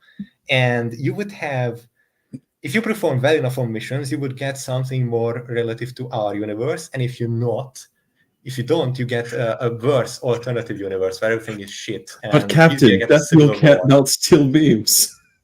That's also something that Kevin Spacey can get back to work in. He has experience in the franchise, so there you go. Call of Duty Ghosts. Bring it back for a 9/11 mission. And we also could add some light RPG mechanics like in Cold War, a character sheet at creation, some skill tree for single player, dialogue choices that affect character development and a bit of relationships. So not all of the interactions are same. If you decide to replay the campaign, try to get a better result or something. And you could have missions with maximum tolerable casualty limits. Like, for example, if you were to task to cause a nuclear reactor to malfunction and leak into the environment, provoking an international incident, you would be sent in with non-lethal weapons, and you could only knock out or kill X amount of people who could realistically die from the radiation leak. So you would have a stealth mission with limited kill counts and things like that, or to have the 9/11 happen so that people don't find out, but you have to do it quickly. Board the plane, kill the passengers, take over, plant the remote control, and then leave with a stealth jet before anyone notices. Like, you could have all of these things and have potentially have all of the conspiracies revealed and the world descend into civil war and chaos, or if you do them well enough, all of the conspiracies remain hidden and your nation, the glorious US of A, maneuvers into a superpower position over the world thanks to your efforts. That's how I would make the next Black Ops. Not believable. Question though. Like, okay, so if let's say 9/11 actually is a mission in the game, let's say that the rumors are true. What is the cultural backlash going to be for that, of the quote lack of respect for what happened in 9/11? Yeah, that's I an think they'll interesting Well, respect let Respectfully me to the mission. counter that with a question. Have there been any games that involved Pearl Harbor? Yes. In That's what fact, I- Call that's what of I was Duty gonna ask. games. I would involved- imagine it would be the same thing as with the 6 Days in Fallujah. I don't know how to pronounce that I game. play that game. Where 6 which Days in was Fallujah. Yeah. people said that no, it's too soon. You can't make a game about that, and there was a bit of a backlash. I would imagine it would be like that, but That on a game is much so larger scale. freaking hard. Yes, because it's very realistic. It is incredibly realistic to the point where like I had to stop playing it for a while because I was getting like You are not a good soldier, Remo. I'm sorry. I'm not a good soldier. No. Well, so that is a thing, because there are so many games I'm sure that you guys can point to that are based in reality, and And just because this controversy. one is a specifically big event, that somehow is protected, but as there's been similarly atrocious things that are still in games, but it's just not the same sort of tragedy, so they don't have this. I don't know. I think you could easily outline a double standard if there's backlash for that. So I think it's because Sure. more normies would know about it. More Yes, normies we could would go, ride the oh wave, my God. just like Stellar Blade, just like how Stellar Blade rode the controversy wave from a random tiny indie studio becoming one of the biggest sellers this year. We could ride the controversy wave again if we were in charge of creating. We are returning to the old roots of no Russian. We are going to make it controversial again, and then we could like siphon in more engagement with that. Like there is so much potential here. Wouldn't the difference be that Pearl Harbor is an act of war and 9/11 is an act of terrorism? When's the last time they had an act of terrorism in a game? I mean, Call of Duty Yeah. Modern Warfare. Yes, Call of Duty has a bunch of terrorist acts in it. You gas villages with kids in them in that game. And that's highlighting what terrorist attack. No, it's not a real terrorist attack. So that's my point. 9/11 is a real terrorist attack. Okay. Yeah. So it's been 23 years, I think, is a valid criticism. Cool. So I mean, I don't know. It's one of those things. It has to happen. Someone has to make a video. Has to be allowed to make media about it that is not necessarily tasteful. I just know it's going to create more. But they're going Absolutely. to face the backlash from normies. I think there's going to be backlash regardless of whatever it is, because violence in video games, this is going to cause more terrorism. Yes, that's always. Charles has a good point, though. He has a good point, because this is a specific terrorist attack. Okay, and yes, I'm with you. They're both the acts of war. You can be like, it's not like, oh well, like terrorism. It's not even a war versus terrorism thing. It's more like the specificity of it. Consider this, though. World War II ended distinctly. The results of 9/11 never quite ended. Yes, they permanently changed. We're still feeling the results of it in many ways.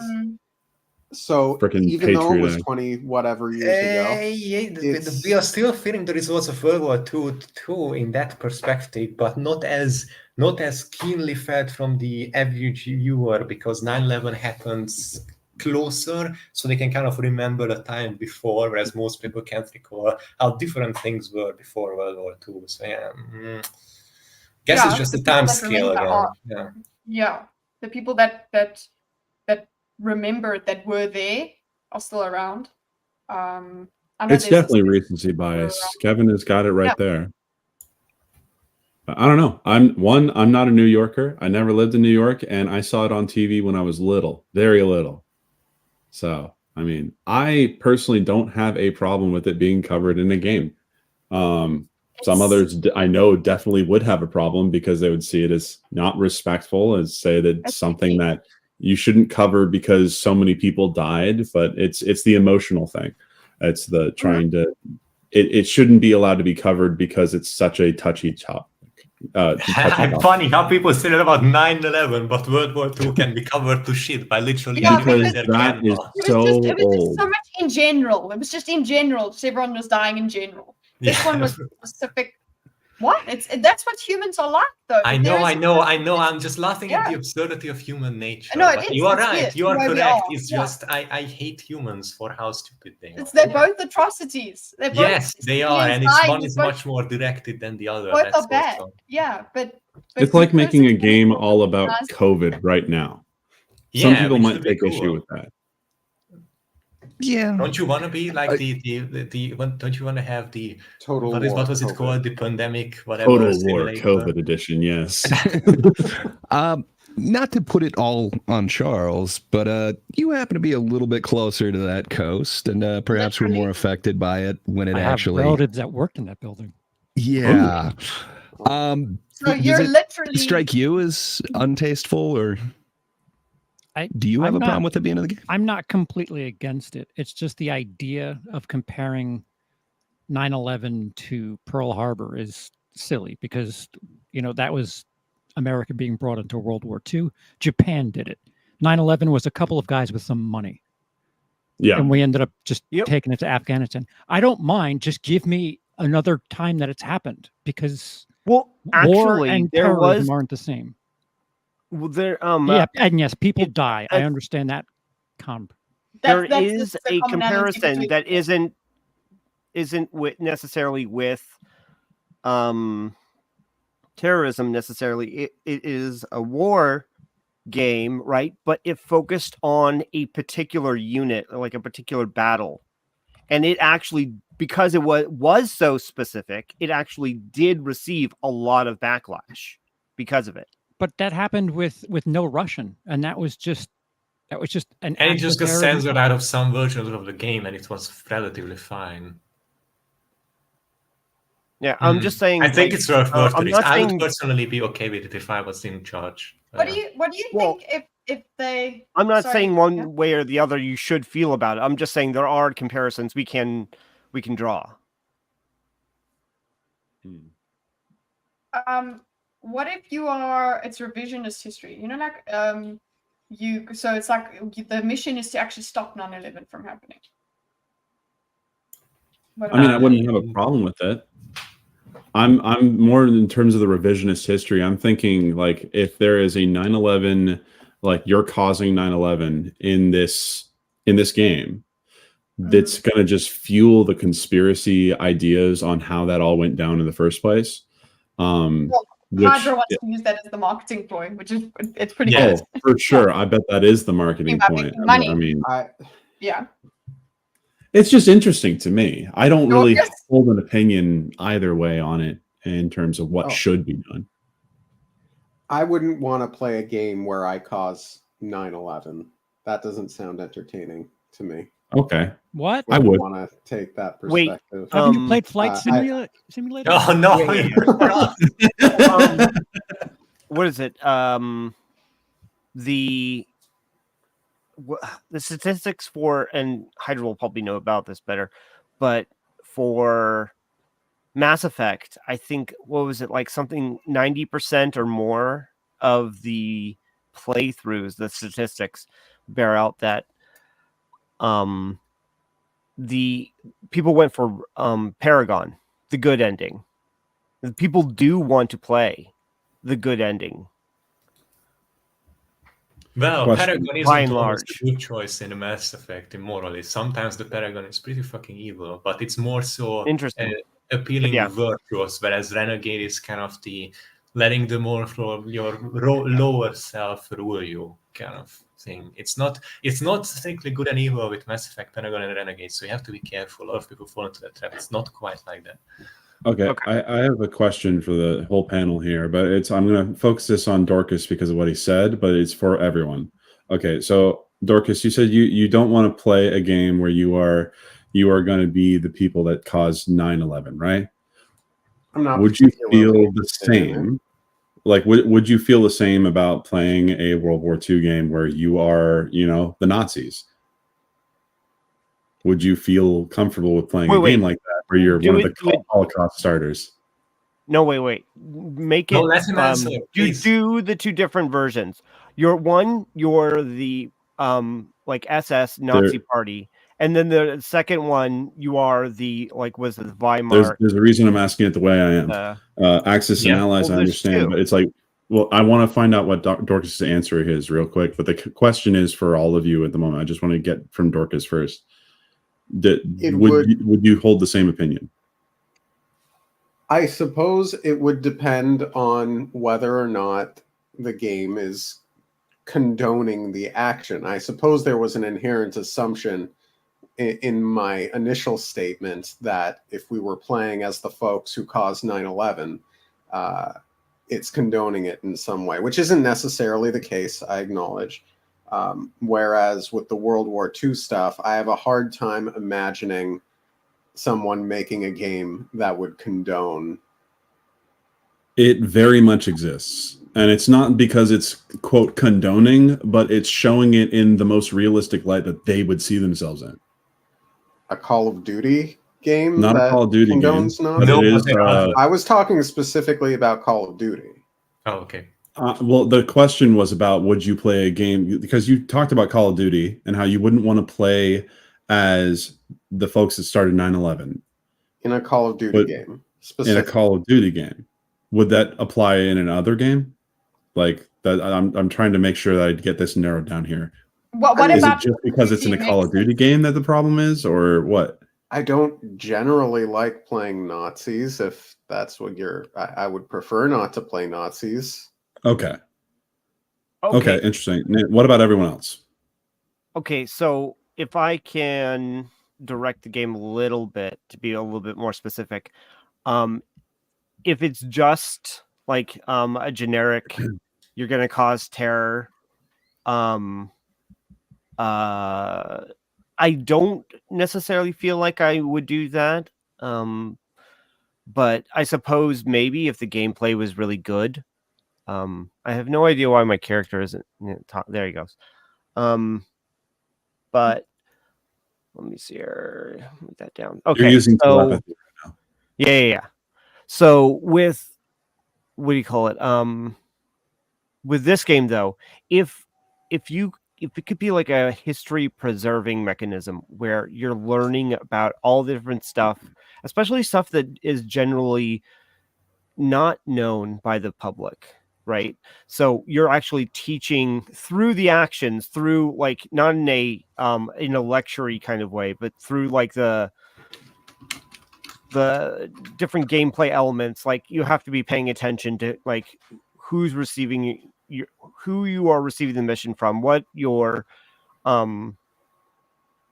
motives are, what your objectives are, and that kind of stuff. And so it acts as a kind of history preserving mechanism.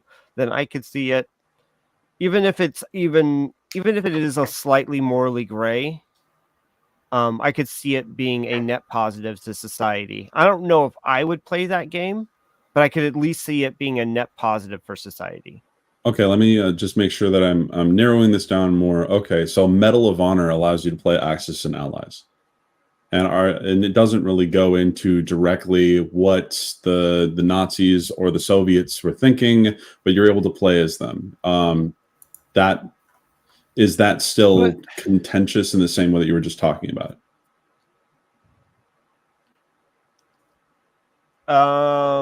Okay, so just uncritically, they're just like they're red. These are the armies that were available during that time, so they will be in the game as playable armies. Right. Medal of Honor does that. I think there's a big difference between, say, a game of Risk or a game of Axis and Allies, where you're playing a war simulator essentially, which is different than playing a specific soldier with a specific set of beliefs and a specific set of goals that you accomplish. Or someone that actually perished in World War II. Yeah. I get there's a big difference there. It feels weird to me because like I personally think that you should be able to play as a thing that you're morally against. You should be able to do that and it not be a reflection or an endorsement. Yeah, I agree with that.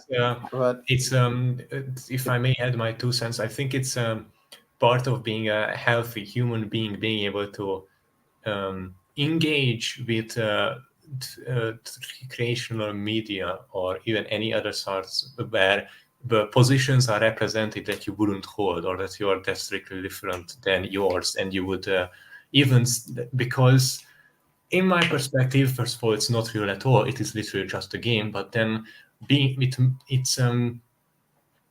able to interact with it and play with explore it in a virtual environment where it can possibly where it couldn't possibly cause any harm, is it could more so, I think, help a human being than harm in most cases. And a healthy person should be able to do that if they want to, I think.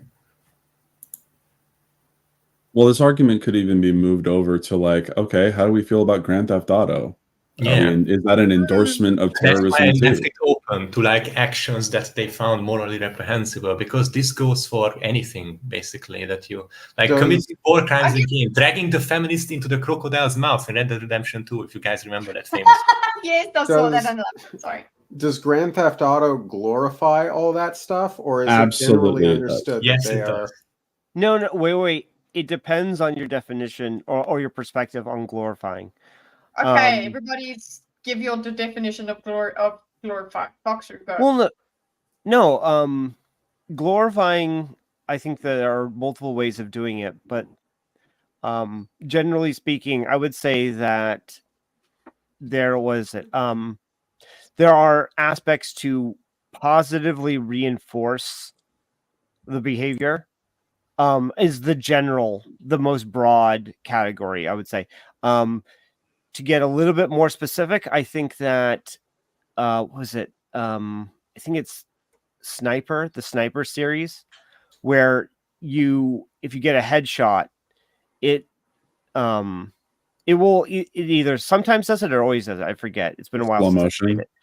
But slow motion X-ray. X-ray in Yeah. the guy's head explodes and stuff. It's fantastic, especially when you can Right. Kill Hitler in that game and you can shoot him in the balls to kill him. Yeah, I was and about to. You beat me to the punch. You can I'm do so it. sorry. Too, Okay. yes. Okay. So yeah. So that's one way of doing it, but even I would go as broad as to say if there is a positive reinforcement for the behavior, then I would be glorifying. I would not include neutrality or exploitation. Like if you're able to exploit something that is not necessarily intended, then that would not clarify as glorifying. And again, like if it has a neutral Thank you, outcome, Zero Fucks. then I would not. Okay. Guess Tell us what's glorifying to you. I don't know. I'm sorry. I feel like something like GTA, you have a morally gray character. Your missions are Based. morally gray, and they leave you Based. to morally black and white blended. But they kind of, if anything, they highlight what happens to those who toe the line between right and wrong, and they give you the freedom to do things illegally in that game. You could just follow the missions and I think eventually go to jail, right? Isn't that what happens if you just depends on the game. I mean, Well, Covenant even starts even right. that, In even 4, you're that, straight up a terrorist. right?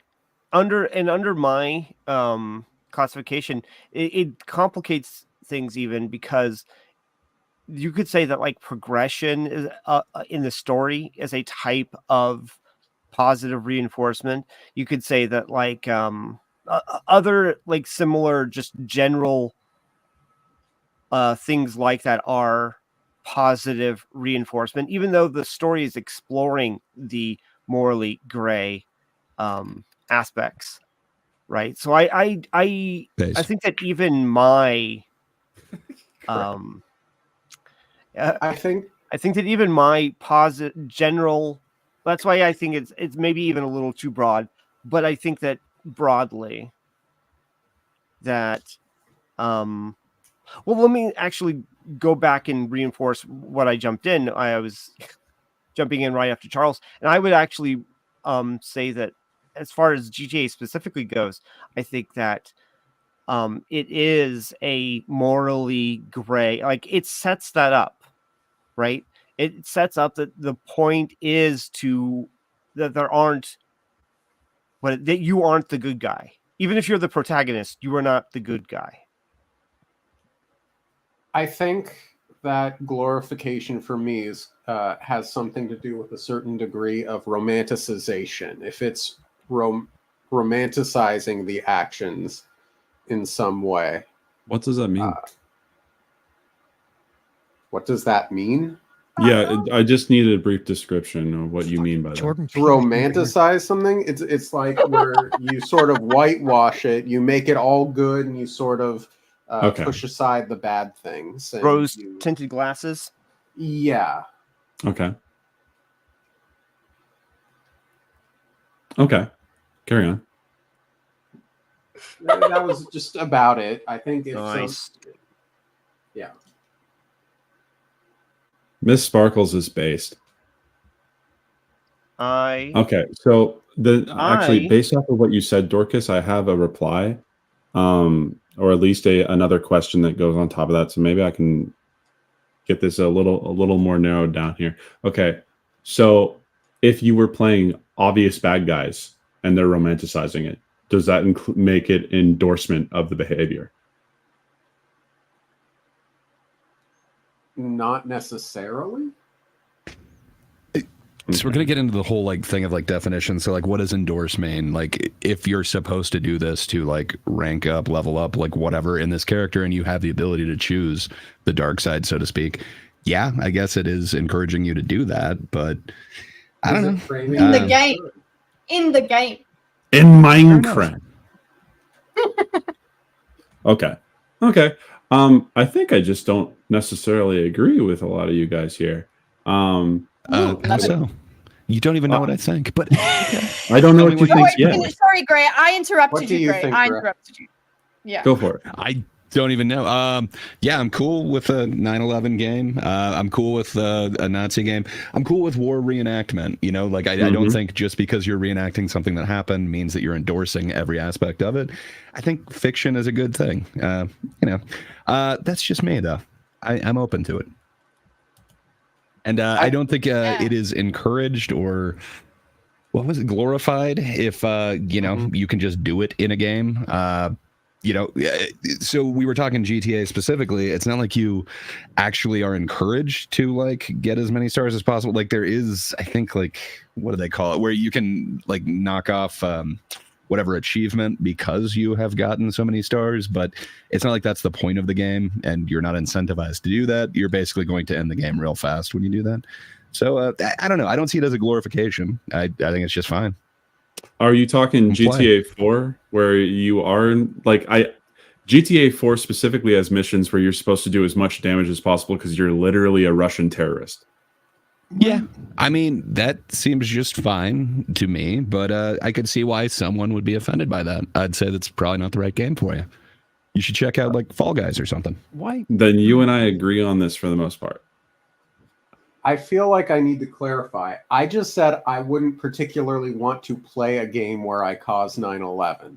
I didn't say it shouldn't exist. I didn't say. I know. I was seeing how far it would go with glorifying it. I'm just. It's not where my interest lies. Would it be better if you cause it indirectly, or that would be interesting? You pay the guy who does it. We're not trying to say you're lying.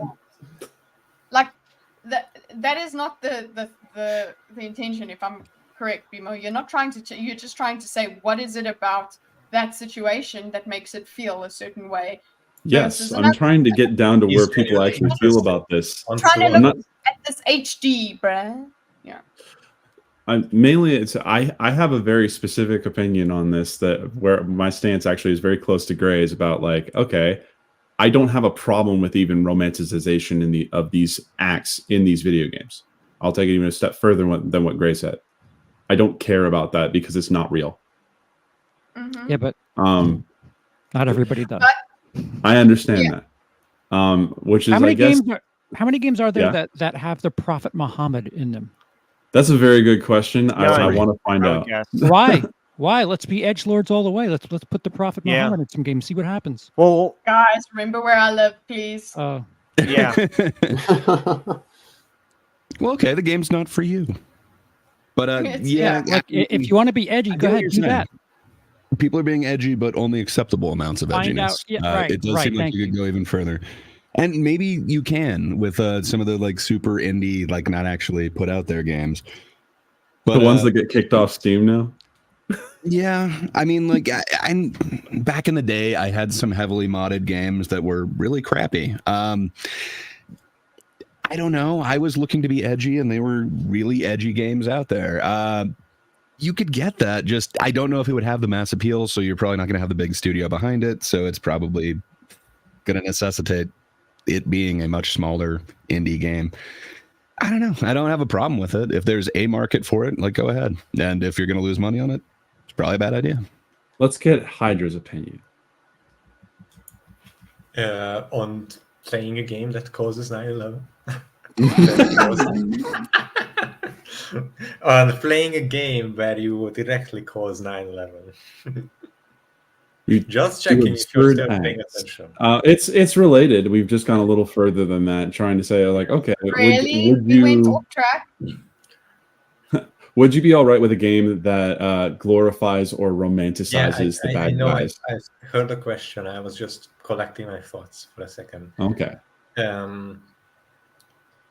Yes, because well, it is literally just a game, but more importantly,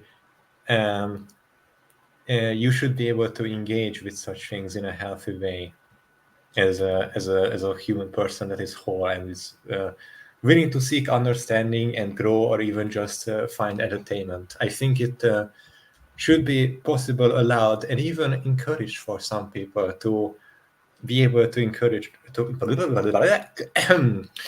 be able to interact with such entertainment. As Okay. long as it is strictly not real, it's completely fine. Interesting. So where does 9/11 fall into this if it's quote not real?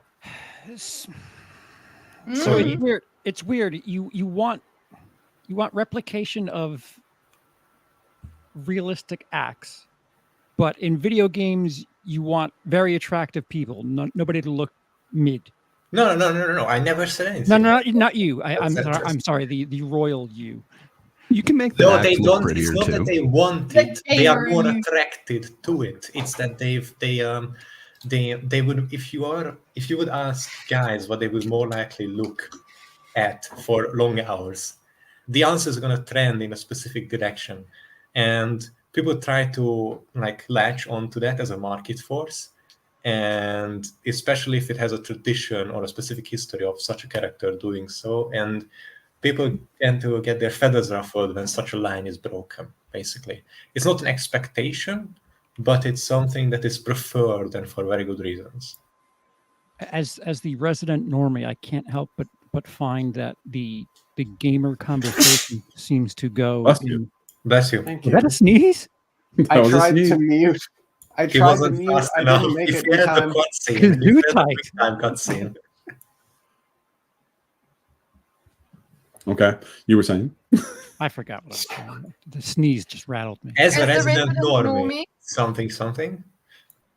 Oh, Conversation usually goes. yeah, it seems to go into the stereotypes that are said about gamers, because it seems like there's double standards when it comes to realism. Mm-hmm. It's not Well, real, no, but also okay. No. okay. So Not real, I it's- would it's actually say illusion. that One at a time. it's generally speaking, the people who do that, right, they're not along for the conversation, all the conversations that happened before. When you come in, like if everyone is having this conversation about something, and then they talk about the straw that broke the camel's back, and they're talking about like this little straw, right? You know, that's the point. It's a straw that broke the camel's back. And they're talking about that, and they're upset about this, and they're talking about all this, and then somebody else comes in and be like, "Whoa, it's one one piece of straw. What are you? How many people in What are you guys 9/11? getting? I'm How just many, saying. how many people in 9/11 looked like Sydney Sweeney that died? Maybe 2. And what, 3,000 died? So would it be fair to say that there's more Fives in the world than there are Sydney Sweeneys? Arguably, yeah. Yeah. I don't depend on your scale, but fair enough. And it's fine to have Okay. ugly people in video games, like The Witcher 3 has them, I but said they are not five. the main character because people don't necessarily want to play as such things. Okay, Because so one if main you're- point if is you're- it's escapist entertainment. If you're going to do a Yes. 9/11, you need to look like Sydney Sweeney.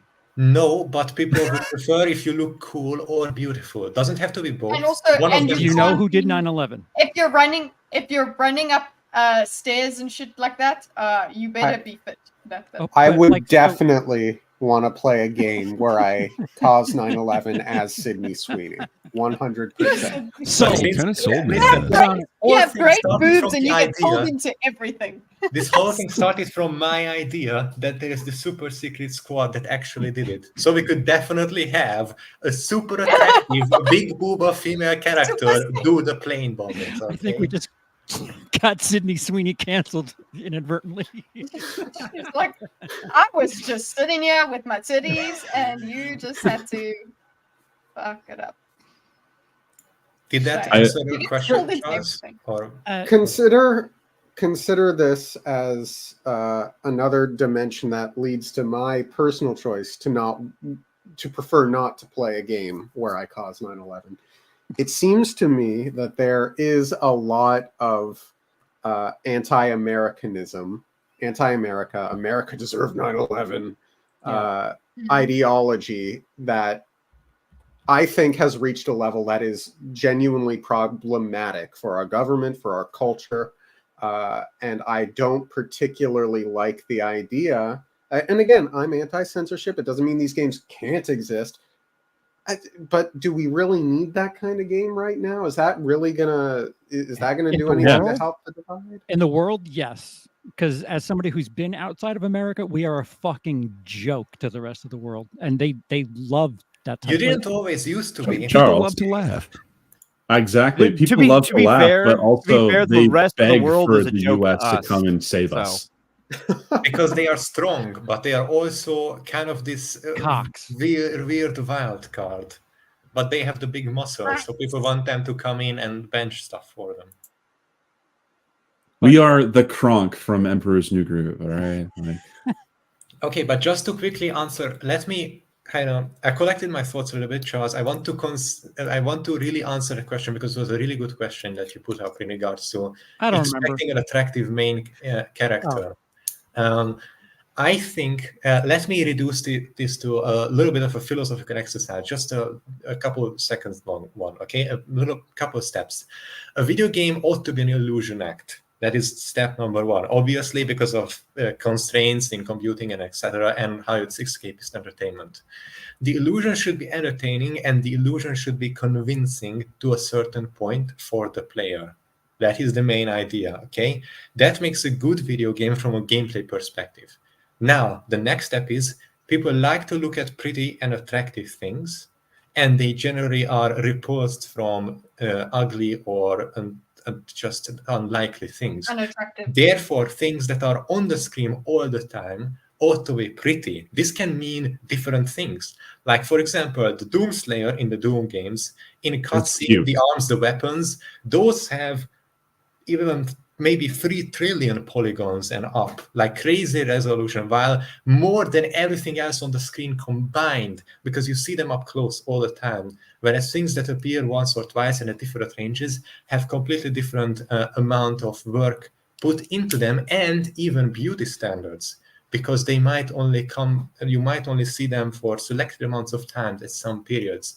So I think having the main character be Thank you, Swag is King. really important, but having other characters be ugly, pretty, whatever is completely fine. But if you want players to be willing to put in the escapist entertainment and entertain your game, you should go for a pretty main character unless you have a specific reason for doing it otherwise, like a story about an ugly duck or something. I don't know, I just made something up. Like, it's possible to do that, but be mindful, because this is about having the players be engaged with what's happening on screen. That know is what the my heroes- philosophical answer. Do you know about the hero's journey? Yes, the story archetype. point? Yeah, it's it's an average person that overcomes their whatever. Yeah, and that's good Yeah, for but if we're story gonna and put them stuff, on screen, that- make them but above that's- average. But that's the problem is it's looking at something constantly. That's the issue. Because, listen, I look at the mirror often enough. I don't want to see that in a video game, so I'm more than just kidding. But still, people are just more attracted to such things. Again, it's not a necessity. It's an advice for making the ideal game, which of course will never be. No game is perfect, but it's something you should strive for. I don't want it to be assumed that I'm against attractive people, but You are clearly not. Can No I one throw- assumed that. Can I throw a couple of things in quickly? One, Yes, You well, pro pretty people. please sneeze away. I am Blow me against away. I am against the uglification of pre-existing beautiful characters. So if a character is established as being very attractive, if you're dealing with an IP that already exists and the main character is very attractive, you don't need to make her ugly. Make new ugly characters. But beyond that, I feel like there's a cultural conversation happening that I feel like I've said this stuff many, many times. I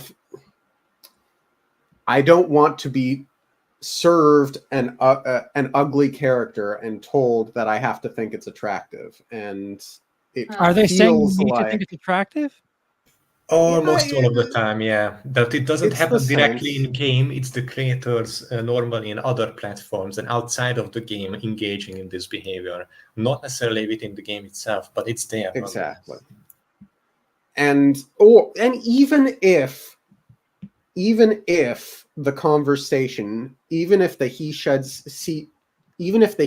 she said of it starts with me saying this character's ugly, therefore I don't like it, and then the other person says in response, no, you have to like it, they're still telling me how I have to feel about it, whereas I've just expressed my opinion, that which I'm allowed to have. So it feels to me very much like I'm being told I have to like these ugly characters. It's fair. I also want to reiterate that my sexual peak has come and gone.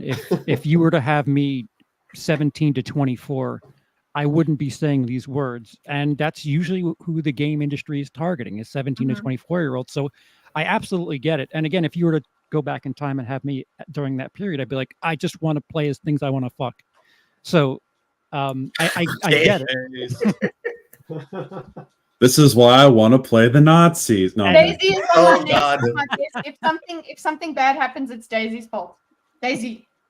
But yeah, I'm at this stage now where like I don't really care, but I understand that certain people want that. They want to look at it, jiggle physics in an ass when they run upstairs. I understand that, but for me, We love science. The jiggle physics. research. Yeah, it took a lot of innovative coding techniques to be able to make it work like that.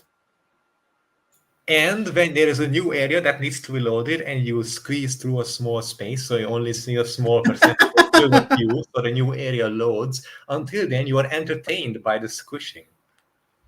The squishing sounds specifically. Anyways. am I that antagonistic? I just You're not, honestly. just you a are black hat. definitely not. You are really far away from being antagonistic. You would need Lucy- to grow horns and spit fire at the camera first. Lucifer, you worry about Edmonton right now. Don't worry about me. Or Florida, should I say? Florida. Yeah, the Panthers. Florida. Yeah, So, a lot of people okay. think games are about being realistic or should be. Unless you're making very specific simulator games, realism is usually a bad thing because it confines you to a certain plane. Whereas, suppose making video games is usually from like away from that. Right, and to what Party Seas said, you know, games aren't supposed to be realistic. So why are we doing realistic things like 9/11? I mean, we could do it non-realistically, like say that it's. But They why? could do it like it's a conspiracy, and they had a super secret Yeah, group of people that's doing it, That's my rather idea. than a bunch of crazy Middle Easterners with a lot of money. Yeah. I mean, there's ways to make this go beyond the pale. I would where so fucking it's do this if no I was longer in charge of realistic. code. I would do this. It would be amazing. I feel like the realism seems to bend to the argument at hand. Like what you guys were talking about with the Doom game before, it just seemed a little. I don't know. The aesthetic seems a bit off. Yeah. Yeah. Okay. Interesting. I don't really know where I can go from here, honestly. Well, again, listen, I'm a spectator in this. Like I am the guy that the Bethesda's advertised to. So sure. I don't want to spit in the toilet bowl here, but I mean, I asked this hard question. I appreciate all of the answers that we've gotten. So, but a lot of this does move right into the discussion on the Silent Hill trailer as well. And I appreciate we go to being the able to Silent Hill disagree trailer. comfortably. That's okay. Because there's a lot of complaints about Silent Hill 2 and how some characters are being changed to look distinctly more ugly than they did prior, or maybe they enjoy a lot of ice cream and bread. Is the hill now loud? Is the hill loud? What? Silent. No, silent. It's not silent. I see what you did there. That took me a Dorkus, second. that's all that matters to me. Okay, which trailer are we watching? Which one are we looking at? We might get claimed for this one. Yeah, so be careful with this. What I wanted to quickly say though, it's not just that some characters look more ugly, it's even that they look worse. Which is like, how did you manage that? You have 300,000 times the available polygons and so much more better. There's a lot of assumptions because of who's making the game and what they look like. On top of them already doing the rounds. Some of them are doing rounds regarding some of these characters are being changed to quote fit a modern audience. The which could mean mystical anything. modern audience that definitely did not mass buy Stellar Blade one because that's everyone watching- told them it was sexist and the woman in it was too hot, and the mystical modern audience was like, fuck yeah, I want to look at that hot woman. Keep in mind, this is just a trailer. We don't know what the actual game's going to anything look could like. change. Yes, Ooh. that's important. The infamous to be released T. Yeah, has not been released yet. What is that? Some of the promotional or I don't know if they were necessarily promotional, but they were certainly pre-release images of Aloy for the second Horizon game. Which looked awful. Definitely did not match the way she looked like in game, but people did still refer to the change in her look based off of those pre-release images rather than the game, even after the game came out. But she looks weird and off in the release game as well. But agreed. But it's more exaggerated in the pre-release stuff. For sure. They give her a lot more makeup. They made the fog look more realistic. This is bullshit. No, listen. It needs to be treated with respect. I've seen that okay? fog before. It needs to be treated with respect. Fucking woke fog. No, come on. No. That is the fog was important. there in the though, that original, they by don't the way, because of the what is low it? amount of the really weak hardware available. It was literally to hide that things weren't loaded. Right. That's why the fog Wrong was trailer, Katie. You look for the story trailer.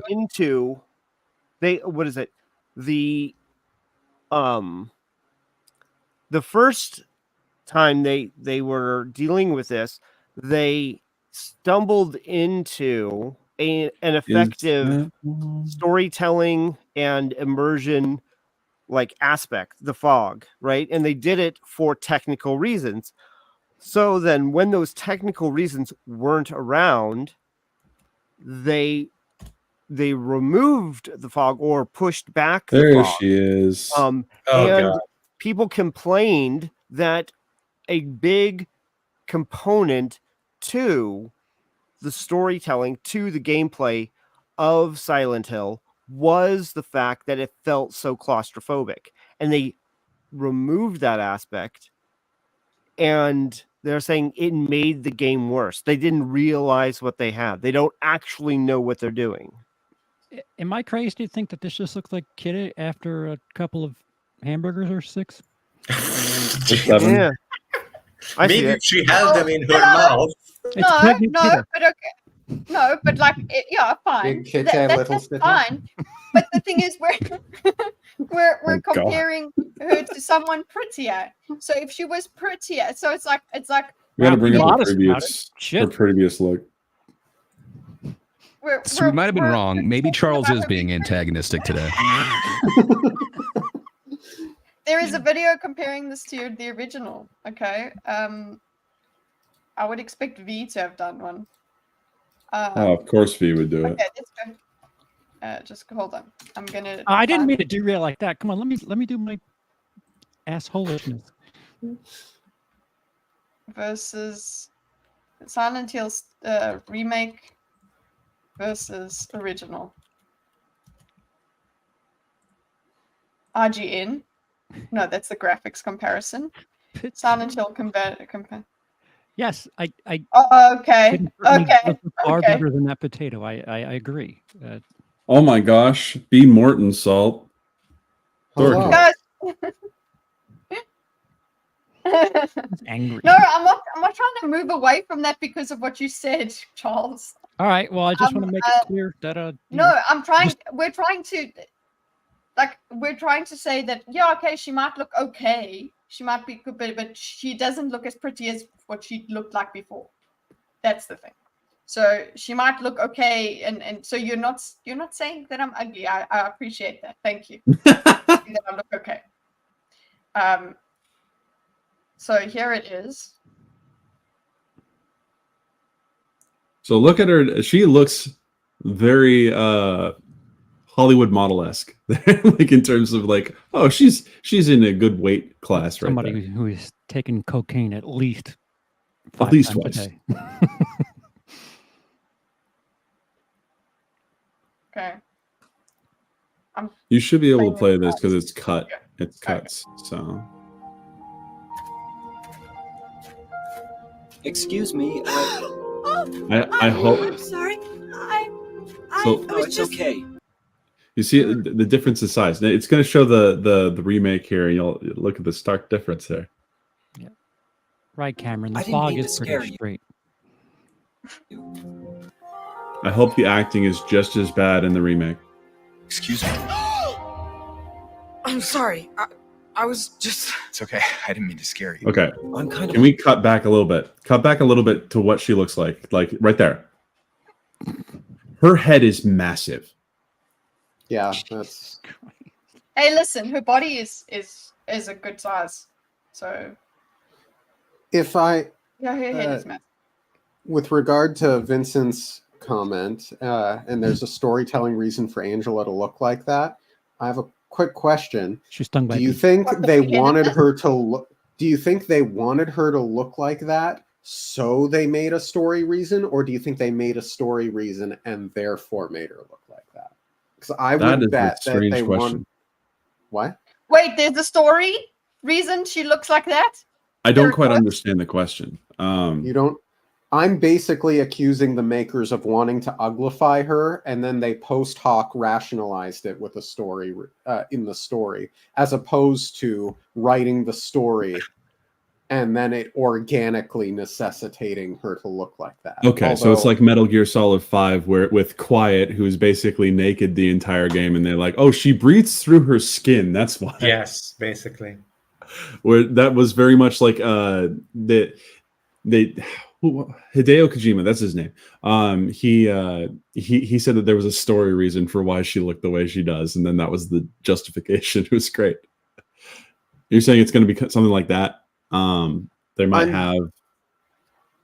She looks that way because what? Her torture, like, because Silent Hill is all about like the torturing of your mind state. Like don't- what? I don't know anything about the story. I was just reading Vincent's comment where he said there's a story reason, and then I was applying my ideologically captured side assumption that they came up with a story reason after the fact to justify uglifying her, which I know is my bias. Also, I'm it being a quiet remake does not mean that the story is going to stay the same. This happens consistently with a ton of different remakes, especially let's bring up Final Fantasy remakes. The story does not stay the same. They will always make changes for what they think is better or worse. It doesn't matter. They will always make changes. Sometimes it's because the directors want to go a different direction with the game that they had made previously. And at that point, it's an endorsement of a change of story, whether it's good or bad. I don't know the story regarding how this is being made, though. Silent Hill was never my franchise. What story reason would there be for her head being big? That's a very good question. I think that this is That's just the question. Like the one that Romeo is giving us about the way the old one looked. That's a story and it's pertinent. And it's actually, wow, that's part of the character. Whereas literally here it's just like, it seems like bad character design. Like, I'm like, what are you going to try and say? There is a curse of the big-headedness that happens. Is that what we're like? I don't understand. she's an airhead. Bring it back There you to go. hard. It's in your head. Okay. But yeah, So looking like porcelain dolls from the original that's not abnormal. no, not when everyone kind of looks Preferable. that way. Okay. I think the biggest reason why people they have problems with this is because it's the same reason I have problems with changes in media, in terms of like shows and movies. When someone is depicted one specific way, changing the way they look in another is something I don't enjoy. So that looks like a trans woman right there. Does it? Somebody would probably have said that. Does that look like a trans woman? Yes. That jaw. Based on the technology of the time, it looks like an inhuman trans woman. I don't understand what you're getting at. I disagree hard. The jaw. Oh, I'm sorry. Kitty Cox vibe. Wow, it's weird that Kitty knew what I was jaw. talking about. Yeah. Look at that jaw. Like, I don't know. V would probably have a problem with that jaw. But it is a little bit round here, at least. Wait, I don't understand. Anatomically, women can have strong jaws. Like I don't understand. We can. Yes, we can. Thank you. But the joke is that you put a Chad jaw on chicks now when you in the modern video games. Oh, okay. I must be missing the meme then. Because I didn't get it. Okay. There's no jaw. There is no jaw. Jaw to be made. Jaw argument to be made. Here it is, nice and plump. The nose placement was changed too. Interesting. Yeah, the nose is definitely different. If you put this, I'm sure people would put this into AI and say, "Hey, make more realistic," and then obviously it'll prettify it because AI it has. Sure. Sure. 30 minutes too late. Sure. Sorry, that's gonna stick. Sure. Hmm. Anyone want to go watch Jaws? Watch the whole thing to hear the weird ass voice acting. Okay. Watch the whole. Okay. Excuse me. I'm sorry. I was just. It's okay. I can hear her lips, but that's because of the. I didn't mean to scare you. I'm kind of lost. I'm looking for Silent Hill. Is this the right way?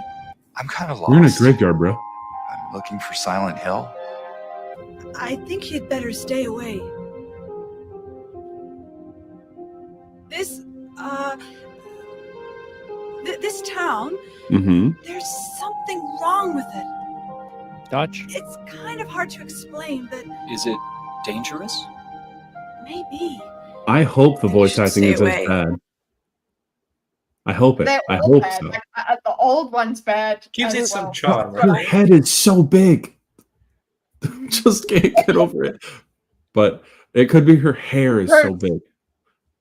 Nah, it's the head, man. But what was I saying? Oh yeah, like Oh, voice just acting gotta- was never known to be good in Silent Hill. So I hope that they make it kind of campy. Wasn't it Just like what they originally did with Japanese Resident too? Yes, town, but there's it had something- in English. The voice acting was very much a joke, and it's the same thing with Resident Evil. It's like the original Resident. Yeah, yes. Yeah, that's what it feels like. It feels like it's translated. It's... Barry, where's Barry? Wrong with it? Is it dangerous? Maybe. I'll be careful. I'm not lying. No, I believe you. It's just, I guess I really don't care if it's dangerous or not. I'm going So to edgy. town either way. I'll be careful. I'm not lying. I guess I don't really care if it's dangerous or not. I'm going Interesting. either way. Bang. Okay, so there was one point in that trailer that showed a really good shot in relatively high detail for the time. Her face. One thing that definitely like stood out to me right there, actually, if you go back a little bit more, right there. So you can see if you compare this. The eyes are pretty cool. It's just The eyes. Watch the eyes there. That was very well done. Yeah, and then you go over to the "I'm not lying" part from the remake. You can actually see the facial structure is very different, especially with how thick they made her neck in I this guess I one. don't really care if it's dangerous or not. I'm going either way. Dangerous or not. Do you guys see what I'm talking about? Like in terms of the design decisions here? I'll be careful. I'm not lying. Like if you compare that to what you just last saw, does it look the same to you guys? Am I smoking No, crack and it right doesn't now? look as good. I'm sorry, it doesn't. Something is off. I can't put my finger on it. Uncanny valley shit. It's not great. Something is wrong. It's a different angle. Of This course, it's a doesn't look different like angle, either, but I'm talking about like the because it's facial much better. structure. We can't get a 1-to-1 here, so we He's gotta. beefy. This boy over here is beefy as fuck. And then He's you just beefy. made him skinny. You should have made the man skinny. I think he looks fine in this, personally. He looks like I mean, he's he a looks man. like he works in 9 to 5. Man-sized man. Yeah, he's a man-sized man. But that boy over here, that's a beefy boy. Look at him. Dang. 90s man versus modern day man. Yeah, look at that neck over there, boy. Look up the whatever. He's also got he's a man, I would say. Man's man with a rather attractive haircut. That's what that I'll 9 say, to 5 like- pays for. There you go. And that's all it pays for. So in terms of her, look at this angle here. Okay, her head it bothers me so much how big her head is. If there's anything they need to change how large her head is. Which they should be able to do. This angle right here just shows just how big her head is. Like she is closer, so her head will be bigger than his. But compared like her body proportions compared to like his head is proportional to his body. Hers looks blown up like a balloon. She's wearing a loose. well, they sweater. look at her shoulders as well. Look at the shoulders. Like I think that's something that could be fixed. I think that's definitely something that is fixable. But in terms of her face, if I want to be honest and I want to be as good faith as possible, comparing this face to the older one, there is not a ton of difference. I find it acceptable. There's not a ton of difference. There are I some don't know, facial that's structure issues, and her head is massive. Other than that, they went for definitely a different like voice direction. Mm-hmm. But in terms of the body looks the same to me. The head is just massive, the neck is massive, and they rounded out the jaw. This town. So I don't know. Again, this ain't my franchise, but like the neck changes definitely prevalent. Nose is different. Face is, in terms of like rounding it out and putting some more weight on her face. That's definitely what they did. But I do find it, after a direct comparison, acceptable if they just make her head smaller. All right, print it. Mm. Bimo appears to approve. Yeah. As long as you make the head smaller. Pre-order Make the now. head smaller. Oh, here it is within the jail cell. A suppression of sexiness. Okay, that's what the chat's saying. Do not suppress sexiness. That guy looks fun. I don't remember the second one as much as I remember the first one, oddly enough. But isn't there essay as part of this storyline? Yes. For that character. So what is that? It's like David Duchovny. No, don't watch Clownfish TV. Come on. Because obviously somebody is saying this is what it should look like. That's So what she should that look like. is art from the manual. This is stuff that it's a PNG, not the manual, but this is a specific render. Oh, it's so much better. Now, if we want to compare these two, I would prefer the first one. Yes. But look how further down her mouth is. Look how rounded out her jawline is. I mean, it's not 100% the same angle, but it's close enough. The noses are completely different. Yeah, just a bit. But the neck is what gets me. Now, the funny thing about the neck is that the on the left side, they're trying to go for more of the realistic anime style, which always has a smaller neck.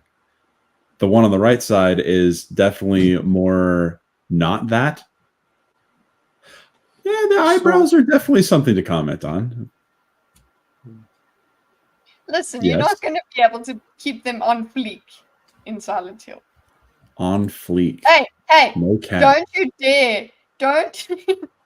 Bushy eyebrows, best eyebrows. Don't hate. Yes, don't hate on bushies. But yeah, I mean, look. Pro Bush. Brows matter. Let me find the tweets. I'm gonna go to Grum's.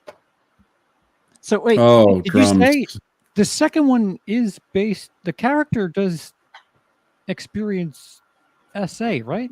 Yes. So we want to be attracted to someone that's going through some stuff. Why not? Are they not allowed to be attractive? Like, what are we saying here? I don't understand where you're going with this, Charles. Well, I think it goes back to what Vincent was alluding to, is that there is a reason for the character to not be their most attractive, because there's things going on. Yes, I understand damaged people can be attractive too, but what? I don't know. I don't understand a lot of things. I mean, the turtleneck was a bad choice.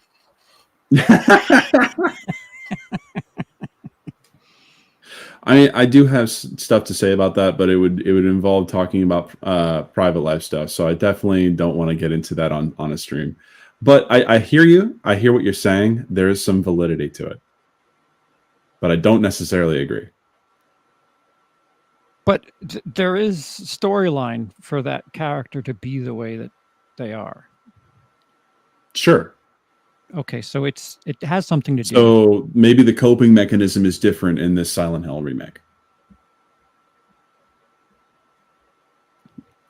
It very well could be that she's supposed to be 19. Interesting. She looks older, and that's why. She looks a lot older than 19 on the right. Both of them look older than 19 to me. Yeah, I'd put them in their, what, late 20s? I mean, mid 20s to late 20s, personally, but I don't know. Where's younger me? Where's younger you? Okay. I don't think Charles. I'm called. Go ahead. No, I don't know. I'm done being the antagonist here.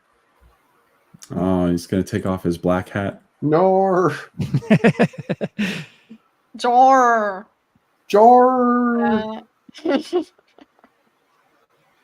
People used to look older. That's actually an effect of the cues that we have. Yeah, that's an Yeah, haven't interesting you- paradox in of itself. I think Visa also did a good video on it. I can't recommend it Yeah, enough. I watched them. Remember, Item Grace? Wizard just touched on basically how I feel about it. If a game is, if we want to preserve games the way that they were, that's what I would prefer. Just play specifically. the original game. Okay, but why That one's change the new one? preserved because you can play the original. If you want the original, play the original. It's But why change preserved it? just fine. Because there's already a duplicate of that. What do you mean, why change it? That's ridiculous. I don't understand that argument, honestly. It's the if you want Whoa, to the biggest complaint about Psycho from 1998 is it's the exact same thing. Okay. So if you're going to redo something, not just duplicate it. Sure. They went above my and argument beyond was with the gonna be Psycho about- remake. Anne Hayes' show does something very special in that. I'm just saying. Yes. So keeping the spirit of the game is what's important to me.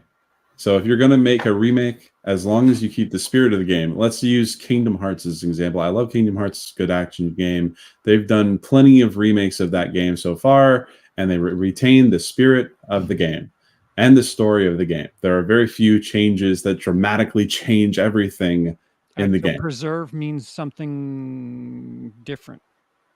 In this depending case, on- I guess, yeah. Okay. All right. So I just let me know where the goalposts are every time we have a discussion. Ouch. So mean. I'm leading into my So dark side. spicy. Antagonist hat. Love you. Charles has aggroed onto you. That's okay. Hmm. So are we done? Are we gonna get into the Acolyte then? We didn't even Oh, talk about man. Monster Hunter. We don't have to talk about That's Monster okay. Hunter. We can talk about it later. I would love to. Okay. Go, Acolyte people. Let's go. Hello. Hello. Who watched I it? was Gray, being- didn't you see it? I guess He Okay, is there we go. currently not available. Okay, he's doing Anyway, something. so I guess I'll start with the Acolyte. Thank you. Sorry, dog issue. I Still actually is. really like all the production aspects of it.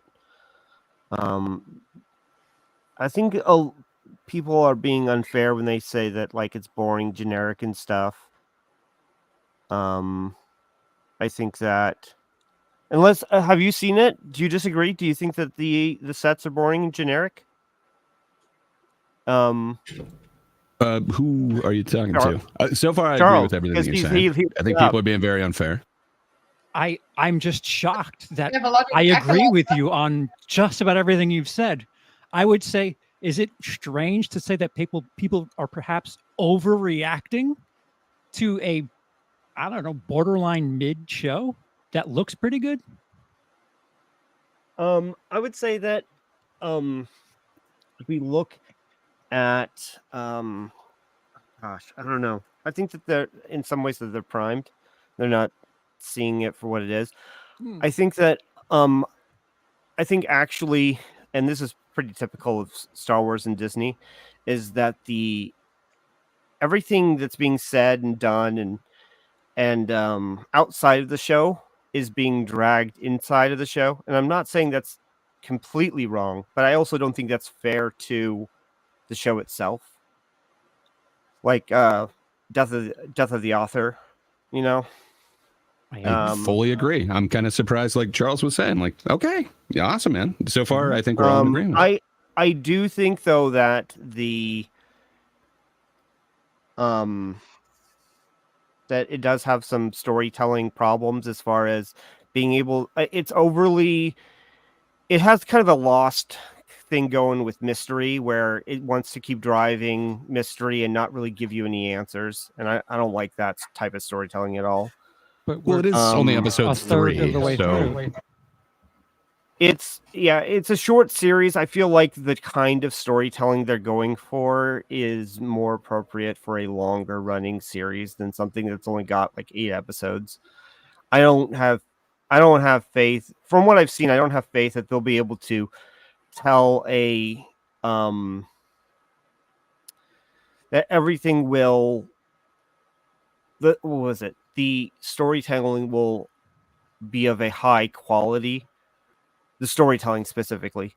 I think that though that a lot of the ideas I actually would have liked to have seen done like this. Exploring what is it?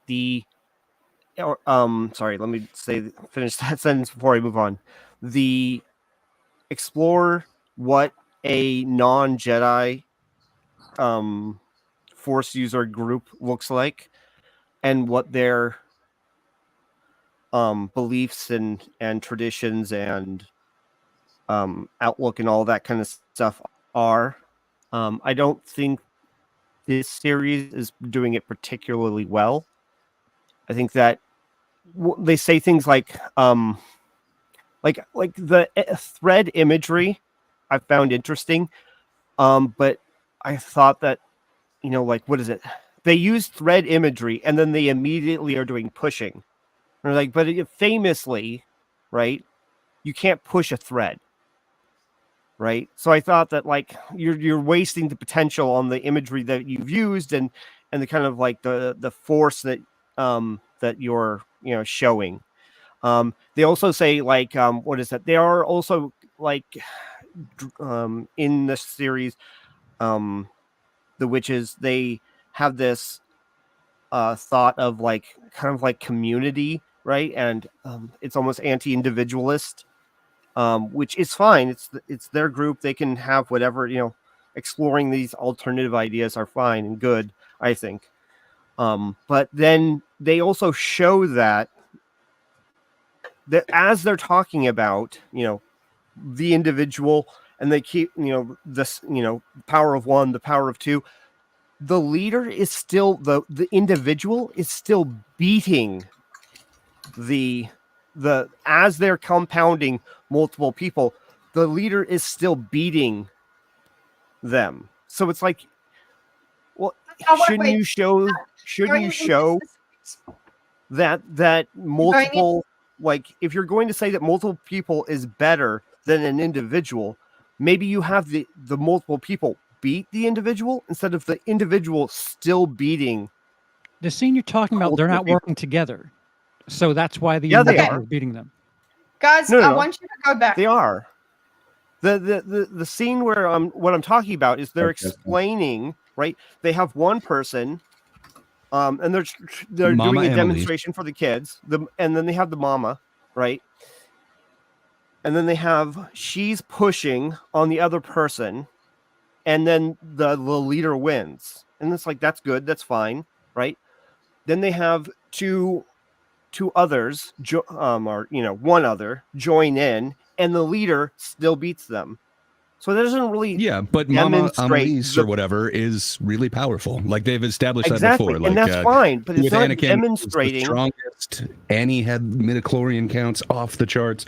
Like it's always been the same thing. Like everyone doesn't have the same power. Even if you have two of them, it's not necessarily going to be as powerful as one other force. It's not demonstrating the concept that they're talking about, though. That's the point. It's if they wanted to demonstrate that two is better than one, then you should have had people of relatively equal ability. Maybe like someone who has a power level 5 and a power level. These are just arbitrary numbers. Power level 5 and power level 6, and the 6 wins, right? But then somebody power level that is more or less equal to the first person, joins in, and they beat the. That's not what the scene's about, though, because she then mentions you will get the It power is. of all, and then You that's guys- what that whole ceremony is about. But I get what you're saying. I just don't think that's what they're trying to show. Hey, Dorkus has something to say. Shut up. Kita wishes to speak. Okay. I want to get to those bits, guys. I really want to. But what I want you to do, can I please ask? Okay, so you're going into the specifics of each episode, right? And I want you to do that. I'm glad that you're going into that. Keep those notes, right? But I want you to first tell me what you like about the show. Okay, let's talk about, and you know what? If you want to do it, let's go specifically. You can go specifically into the episodes, what you liked about the episodes. Let's do that. So you can go into specific episodes, but don't go into the discussion of whether things work or not. Tell me what works. I'm genuinely fucking interested. I think that the set design is really good. I think that the music is really good. I think that the cinematography is relatively basic, but I think it's passable. I think maybe I think it's average to above average, I would say, for the cinematography. I think that all of the sound effects, again, sound design versus, the score, right? The score, I actually think that it's passable. I don't know if it's spectacular, but like I didn't find it, I think I felt it fit.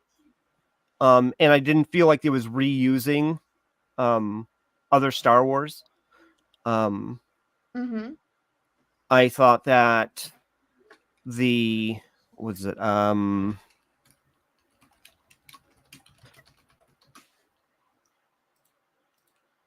I know what my here. fans want. So yeah. Yeah. Okay, so it sounds good. It's not just borrowing from Star Wars. The costumes are not new Star Wars. What is it? I'm open to the argument that maybe the costumes could be improved, but I didn't find them distracting. I thought that they were at least fine, if not good. Some people have argued that the costumes are actively bad. I don't see that at all. I'm open to the argument, but I just don't see it. Costumes in Star Wars? What? So wait. So you said the sound design as well. So like just in terms of it feels Star Warsy. Does it have Star Warsy noises? Is that what you mean by good sound design? Yeah, exactly. The sound design, everything seemed to fit. I would say that on a technical aspect, I think that the witches, I think they should have, unless it's going to really kind of add to the story, I feel like they should have done, at the risk of ballooning the budget, they should have spent more on the special effects as far as the Force goes for the witches, because I had heard, and I do concur, that it is kind of confusing a little bit what they're doing with the Force at any given moment. Okay, what do you like about the story? Well, I like the concepts that they're dealing with. I like this idea, like I said, the idea of a different Force group users, the conflict that those people might have with other Force users, the Jedi, other and what do you call it, the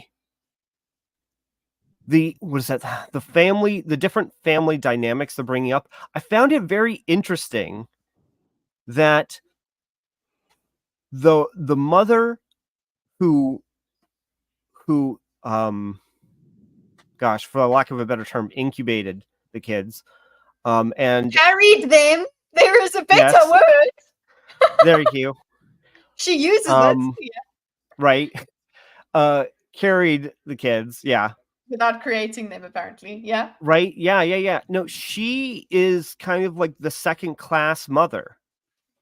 she's not called Mother. She's called Mother, and then her name, and she seems to have less rights. Mm-hmm. So I found that to be particularly interesting. I'm bringing this up as a positive, by the way. I don't think this is bad. I don't think that. No. I think it creates, it gives flavor, I think, to the group, especially if they explore it. I think that. Let me think here.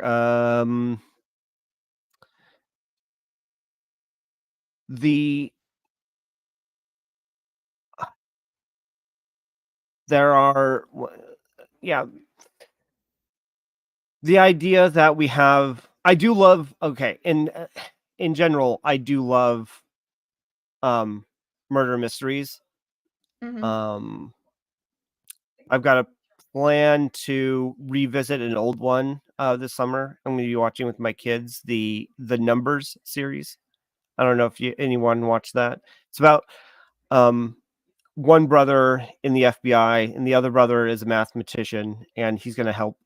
He helps solve crimes using his advanced degrees in mathematics. Yeah. So Anyway, yeah.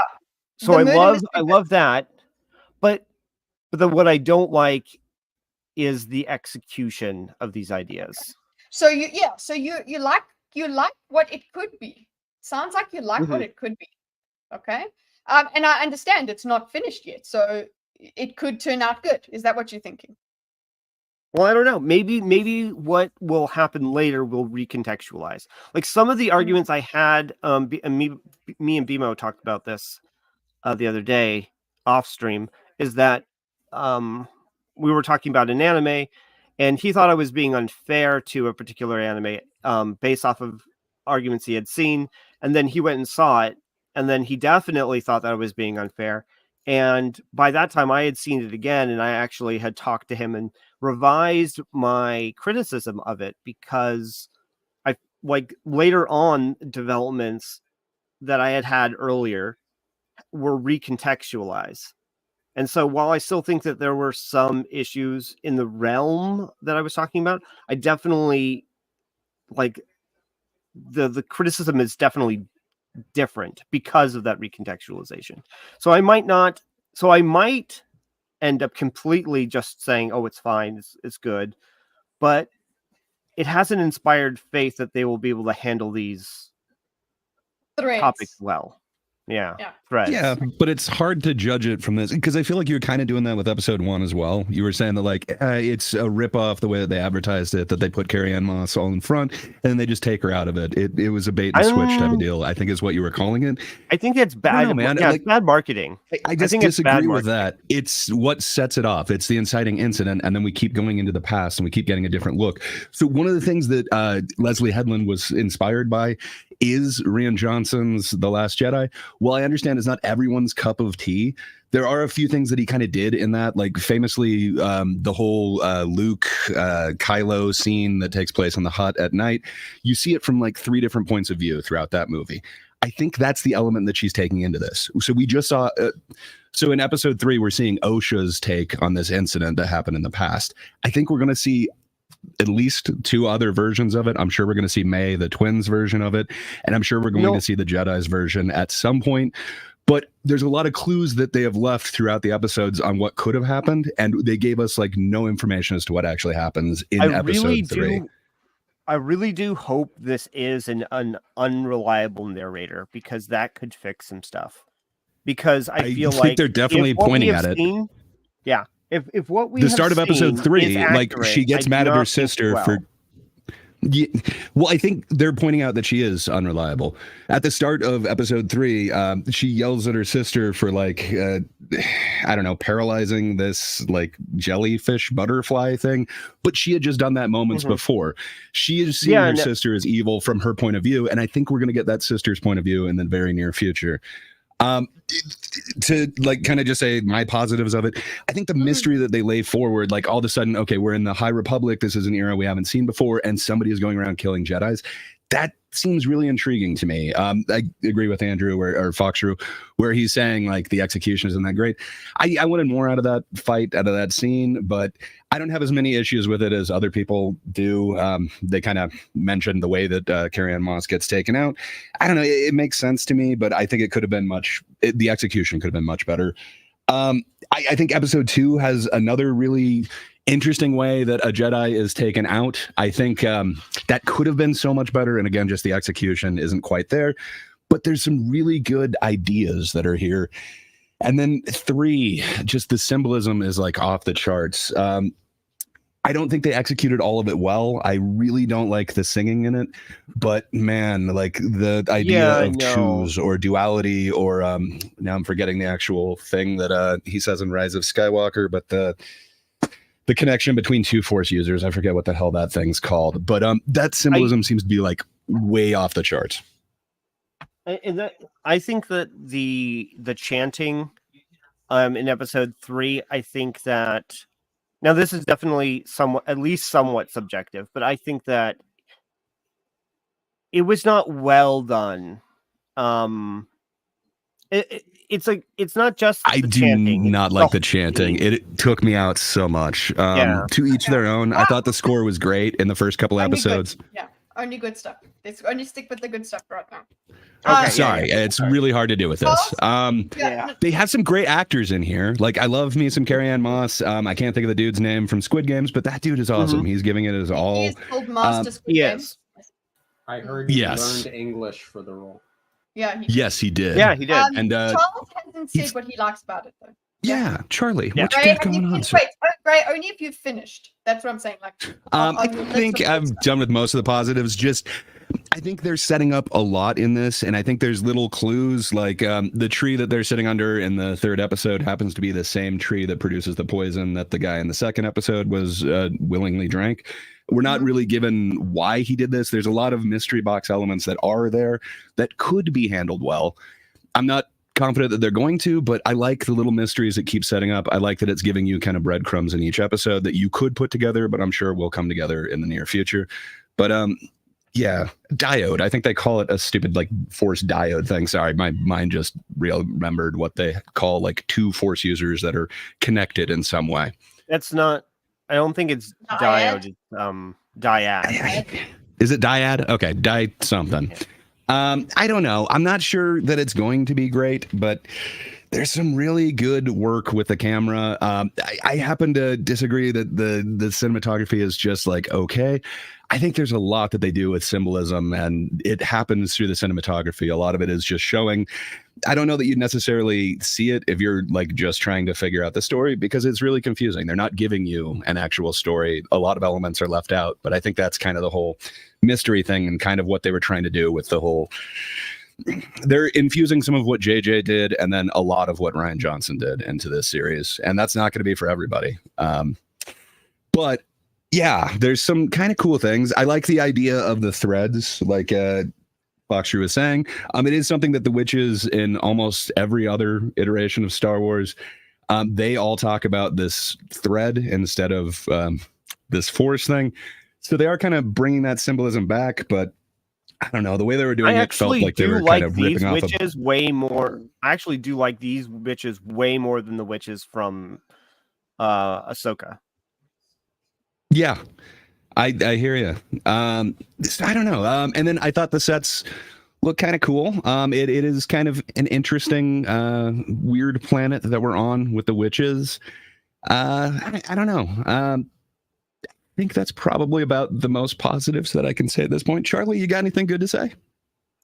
Yeah.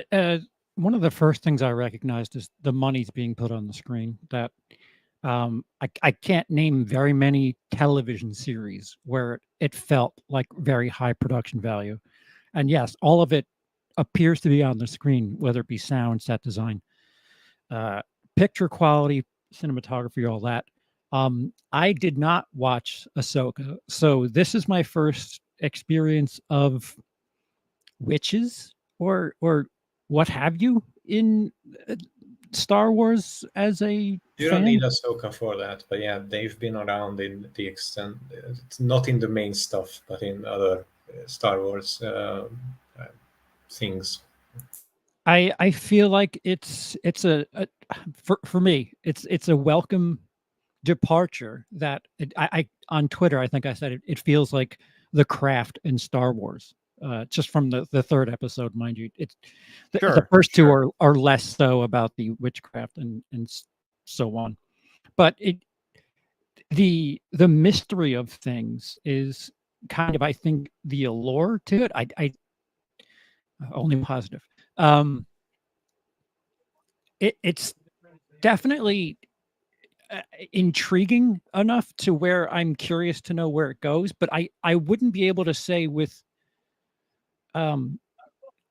confidence that I know anything about anything, because they open with the end and we're slowly going backwards and working our way back to I'm assuming the end, and there are a bunch of mysteries. Like, I forget where I saw it, but somebody said that the mothers are lesbian because the character said moms, and Have you not watched episode 3? Yeah, I have. Oh, okay. But so you said, they are romantic with one another. But I took that as an allegory for being adopted.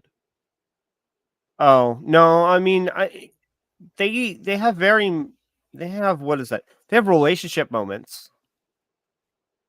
So I mean, I would agree with you more if she was affectionate with every member of the coven, and it's just that that this one has a special, a somewhat specialness because she carried the kids, but she's only affectionate with this one other female.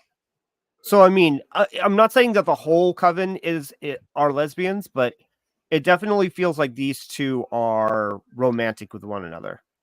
But when they're referenced, when they say, think about your moms, it was something, I think in the first. Yeah, they say you lost your moms. You lost your whole family. Sure, you're right. Yeah. It could be all of them. They could feel like they've been raised by that village or the group of witches. We don't know what that means just yet. Sure. And I think that's neat.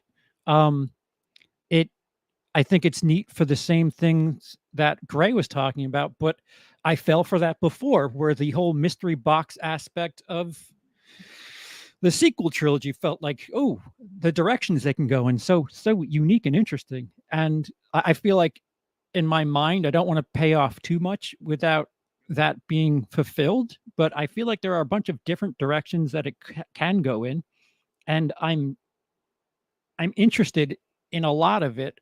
And it's not exactly something I would say is for me, and I'm okay with that.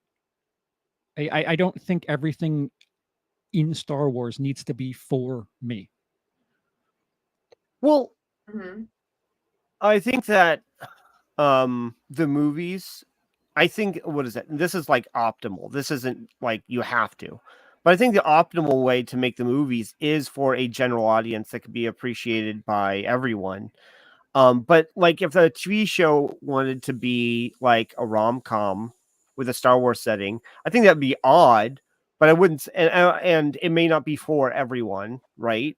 That would definitely be for people who like rom-coms and not for people who don't, kind of thing. But or a sitcom or a slice of life or what have you, all of these different niches. But I think that the movies maybe should be general audiences. But these aren't movies. They should have. Agreed. I'm agreeing with you.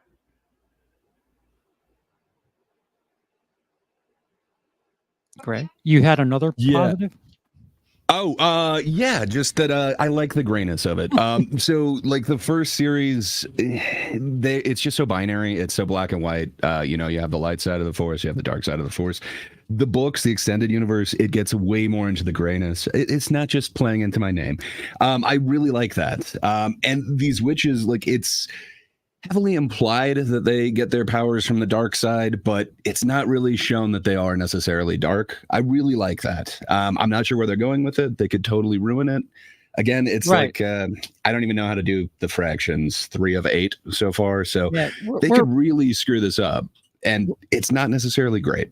I think But episode we're not 3 talking is- about negatives right now. I think episode 3 is entering the second act of the series. Yeah. And I don't know. I think it is cool. They might be bringing some of the actual characters into it. Like, this might be the first chance that Plagueis has to come into any of this. He is supposedly the Force user that got with Palpatine that then was able to, using the Force, essentially, it's been kind of retconned two different ways. Like, either their actions brought about the Force creating Anakin, or they were directly involved with creating Anakin. And it kind of seems like, since this in the timeline, this is before that, it seems like this is going to lead into that. Perhaps Mama Annalise, or whatever her name is going to teach Plagueis how to do this act, which would be the first time that we get Plagueis in continuity. No. So I don't know. There's some potential cool ways that they could go with this, but they could really screw it up. I'm And so scared they'll mess up Plagueis. I'm so fucking scared. So do you think if the witches end up being responsible for Anakin, that modern day Star Wars fans aren't going to feel extremely upset about that? I think they will be. I was expecting like way more from all the coverage that I've seen of like episode 3 being the gayest episode ever, and like this is going to alienate the fans, and this is going to make a mass exodus from Disney Plus. I don't know. I guess I was expecting more controversy. Like, I don't think it was a great episode overall, but I don't think it's as controversial as everyone is saying. I think a lot of people aren't familiar with witches because they haven't either seen the animated series or Ahsoka, where they brought those in before. So they're like, what do you mean witches in here? And it's like, yeah, they've kind of been there for years. And then the creating somebody with the Force, this would be the first time that it's happened, since this is in continuity before Anakin. But that's what he made when he made Shmi say there was no father involved in Anakin's conception. So I don't know. No, okay. So two things. One, about like the witches, though, it cannot be overstated that the distinction between the witches of Dathomir and these witches are like leagues apart in their implications. So these witches are like, what is it? If we were to just have a neutral name for the Force, whatever that would be, they are accessing this power through a different like philosophy, through a different avenue of thought. But it is still kind of the same system, essentially, right? Even if it is like they have different internal rules on how one might utilize it and think about it and whatnot. Sort of similar to the differences, but maybe a little bit more drastic. But similar to how the light side and the dark side think about it. Okay, but the witches of Dathomir are almost they're explicitly using a completely different system of magic. There is no connection whatsoever to the Force with them. They are using magic in a more like D&D sense than they are using the Force. So there's a different type of magic. Well, they call it magic with a K, but they do have different abilities. In some of them, it's kind of been. It depends, like what you're reading, and all of them are kind of extended, whatever. But it can be Force. They're considering like the Force as a tapestry. You take the thread of it or whatever. It's very Aes Sedai-esque. Change everything. A lot of sacrifices. Yeah. Don't you dare!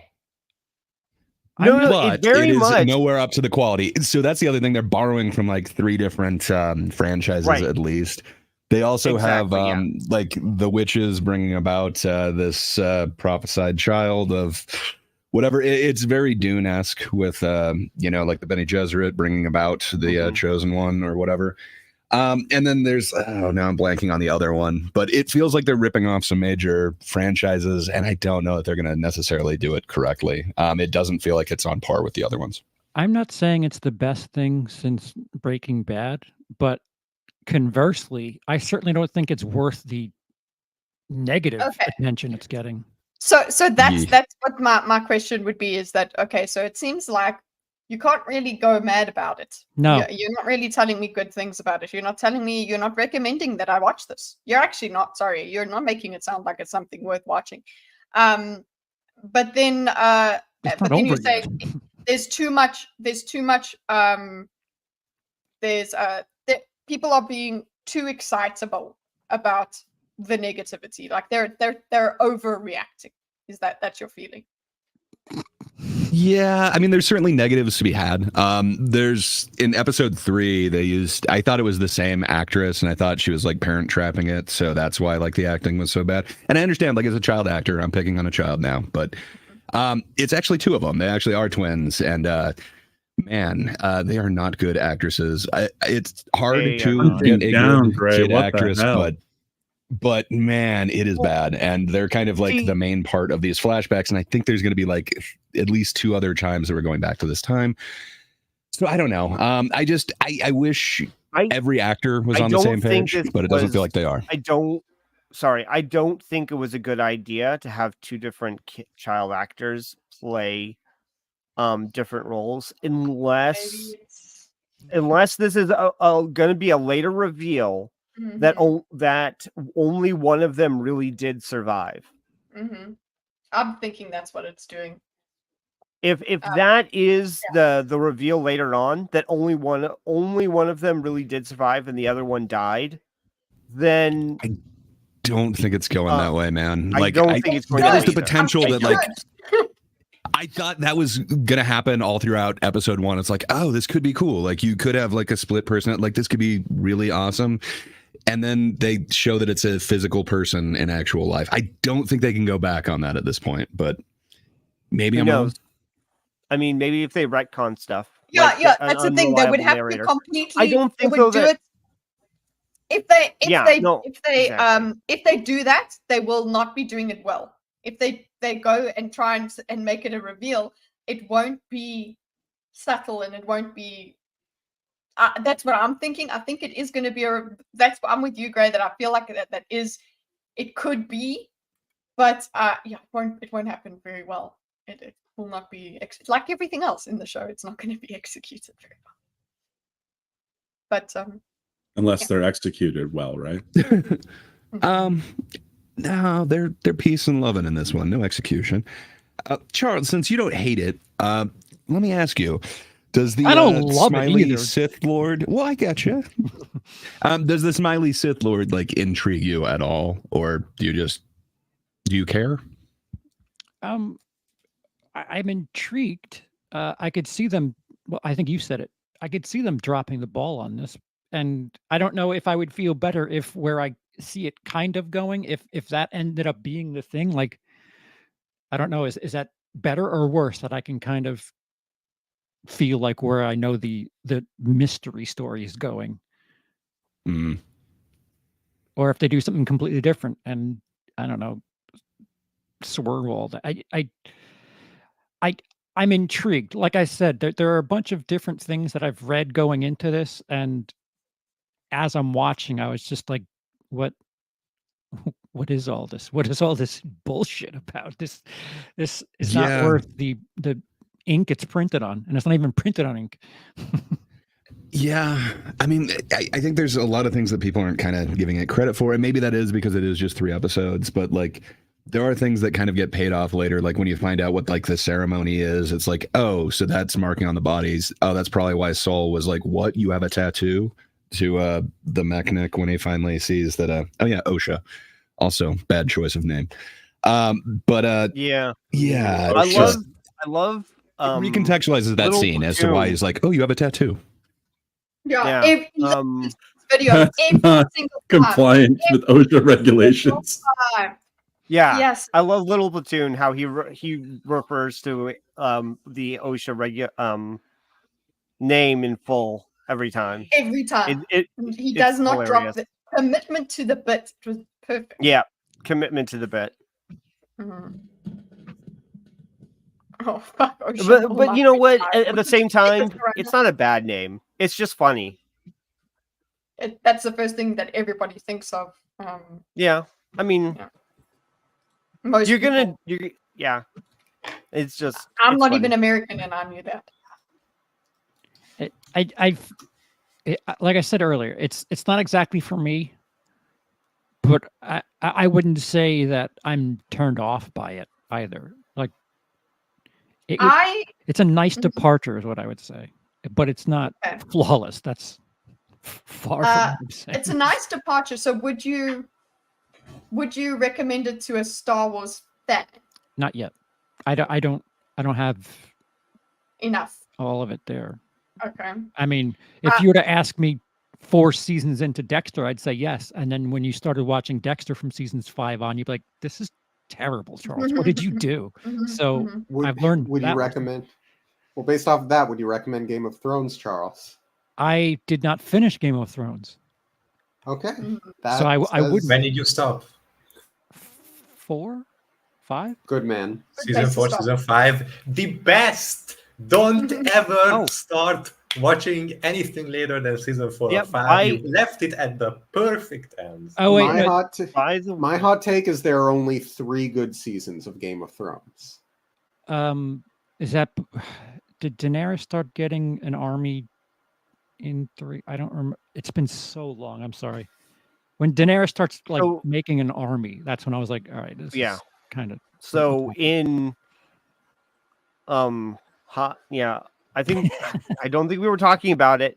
Wait, I think I did. No, I did. What's her name? Philosophy Tube is going to be in Hot D season 2. I think I said that at the beginning. So if you're new, that's news maybe to you. And her performance wasn't horrible in this one. I think we got the bulk of her performance in episode 3 of this. I think so too. Well, no, actually, I think that she plays out. 2 roles. I think she did. I think she is going to play 2 roles because she's playing a witch here in episode 3. But then when I looked her up in the credits, she has like an ensign title or something. So if that's the case, then I believe she'll be reappearing as another minor role. So background character. To put a caveat onto what you've asked me, when Dorkus told me he restarted Sopranos, I was like, "Oh, I'd like to experience that with you." That is brilliant writing. There is so much in the Sopranos. I would not have that excitement just yet for anything that I've seen so far in the Acolyte. Okay. I will keep that in mind. Well, but keep in mind it could maintain to be a decent series. It can take a left and go horrible. It can take a right and go great. It's still too early. I don't think it's worth abandoning just yet, but I don't think it's Charles, you didn't have to make it political that way. Wow. Right just feels right. What I will say for what I've taken from you, what I've taken from you guys is that the hype over how bad it is overhyped. But it is very funny. I will say that if I'm thinking about, it's funny for me because I don't care about Star Wars as much as other people. So it's funny for me because I know Star Wars is gone. Initially, I was sad because I don't want to see people's thing that they love being shat on, right? Because I've seen it with Wheel of Time. But now with Wheel of Time, because of how much I love Wheel of Time, when somebody is fucking with Wheel of Time, that makes me lose my shit even more, and I become very, very sensitive. And I want to go crazy about that, right? But it's not for you. So can I talk about the negatives now? Can I talk about the negatives now, though? In general, I would say that my problems with this series are best described using maybe it's not fair to say this series, but just Disney Star Wars in general is Flanderization. What is it? Power creep, and oh gosh, I knew it, but it's an aspect of the Mary Sue where there's this particular writing trope where they want to go back and like, we are the reason why stuff happened. And they do this all the time with Marvel, where they keep creating a secret organization that existed and they're the reason why stuff happened. And so it's Retconning? not necessarily, well, it's a retcon. It's It is a retcon, like it's yeah. a particular type of retcon though. It's like, oh, that thing that existed, yeah, you know, especially when it's a new writer, right?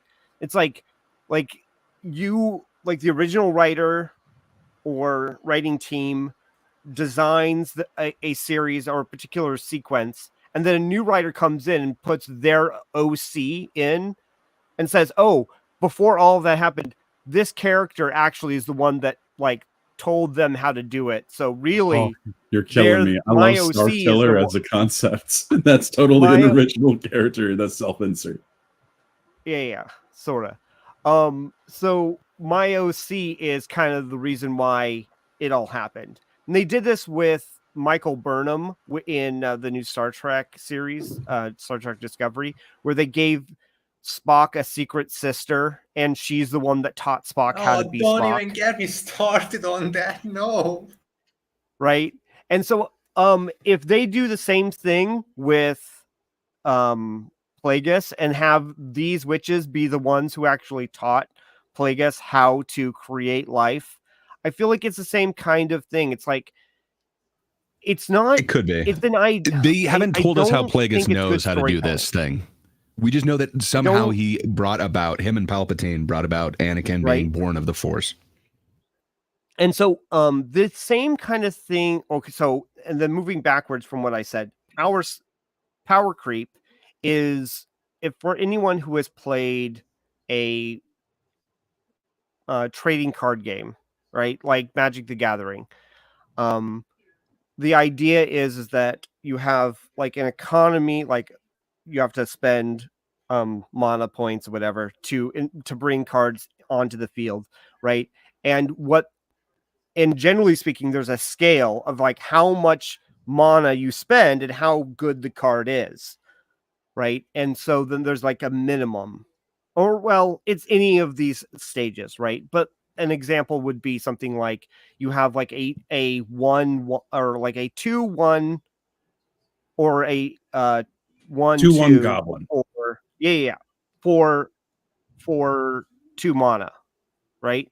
And then all of a sudden they start printing cards where they're 2/2 for 2 mana, right? So strictly that card becomes better because it doesn't have the weakness of having one of the attributes be a 1, right?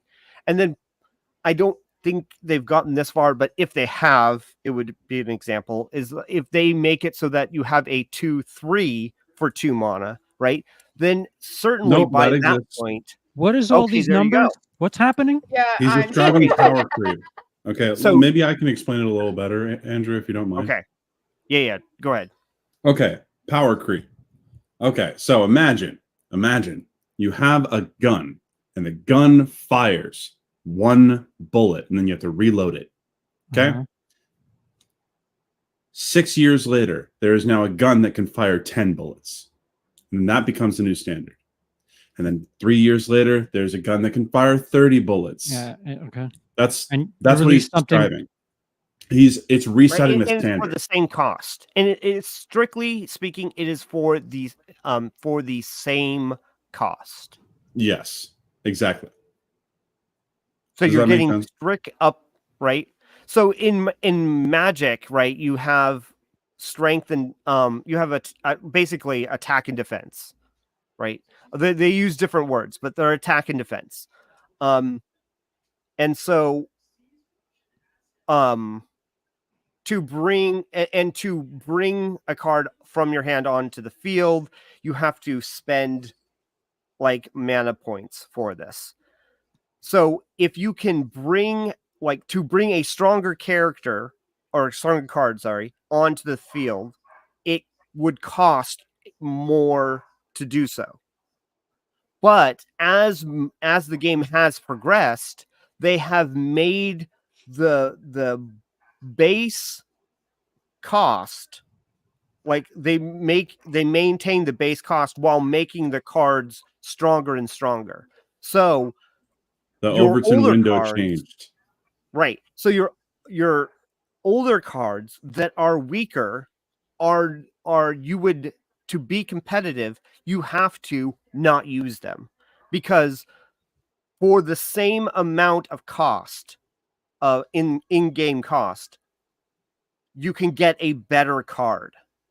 And Okay. so this progression of making stronger and stronger cards for the same in-game cost is called power creep. Okay, Sort of And like so- reverse and- It inflation. happens in loads of places all over It's the a game. kind of inflation. It's a kind of Okay. inflation. It's Okay. And So, it's negligence, because you can still solve this. It's not unavoidable, and there are multiple solutions to this problem. It's just Agreed. people often let it fester. It's kind of like an ugly, toxic backwater pool that you don't want to look at, because here, you shiny stuff, this. You were saying Yeah, something, exactly. Kitty? It makes So- more content obsolete. So the I'm point trying about to bringing this also- into Star Wars, the point Hang about on, bringing this guys. into Star Hang Wars on. is Kitty to say wanted to that say something. Kitta. yeah, there you go. So I'm saying, how does this apply to Star Wars? That's the question. Yeah, exactly. Okay. So how this applies to Star Wars is that we keep getting stronger and stronger characters. They keep wanting to increase the action and the power level of the characters we're seeing on screen.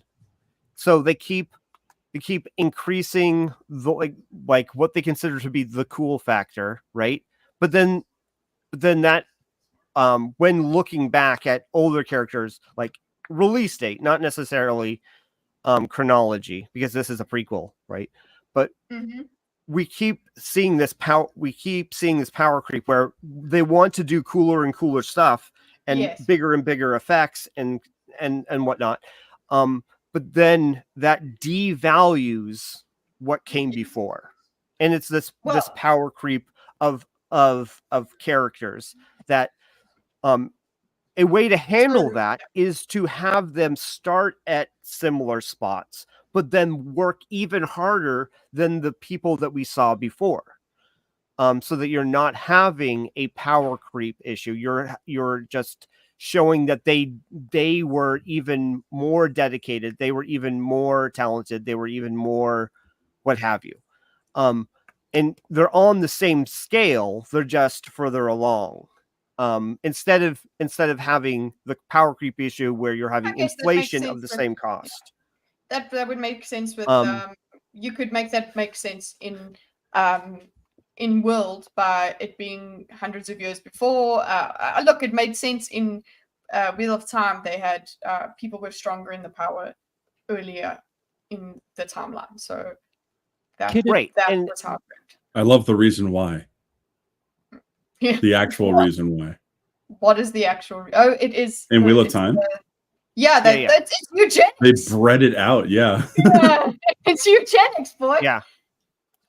So what is it? They had a similar thing in a story I watched where they explained that people were getting weaker and weaker because this was over generations, because people were being reincarnated, and so like it was shaving away their soul. And so like each time somebody reincarnated, they would be able to achieve lesser heights each time. And so like the world overall was was far less powerful than it was Oh, so before, like Dark Souls because- has decline because of the so- constant. Okay, gotcha. right. So and these kinds of things are good world building, but so it's a way to explain away power what do you call it? Creep. These kinds of world building aspects are ways to address power creep, Okay. or to Charles, you had something? I didn't expect Hydra to be here this late. I was going to kind of ask something that came up the other night in the stream on my channel with Gray. Feel free. I might have to go at any moment. I have no idea for how long, but I can. All right, so I guess I'll lead Take with your this chance. to you, Hydra.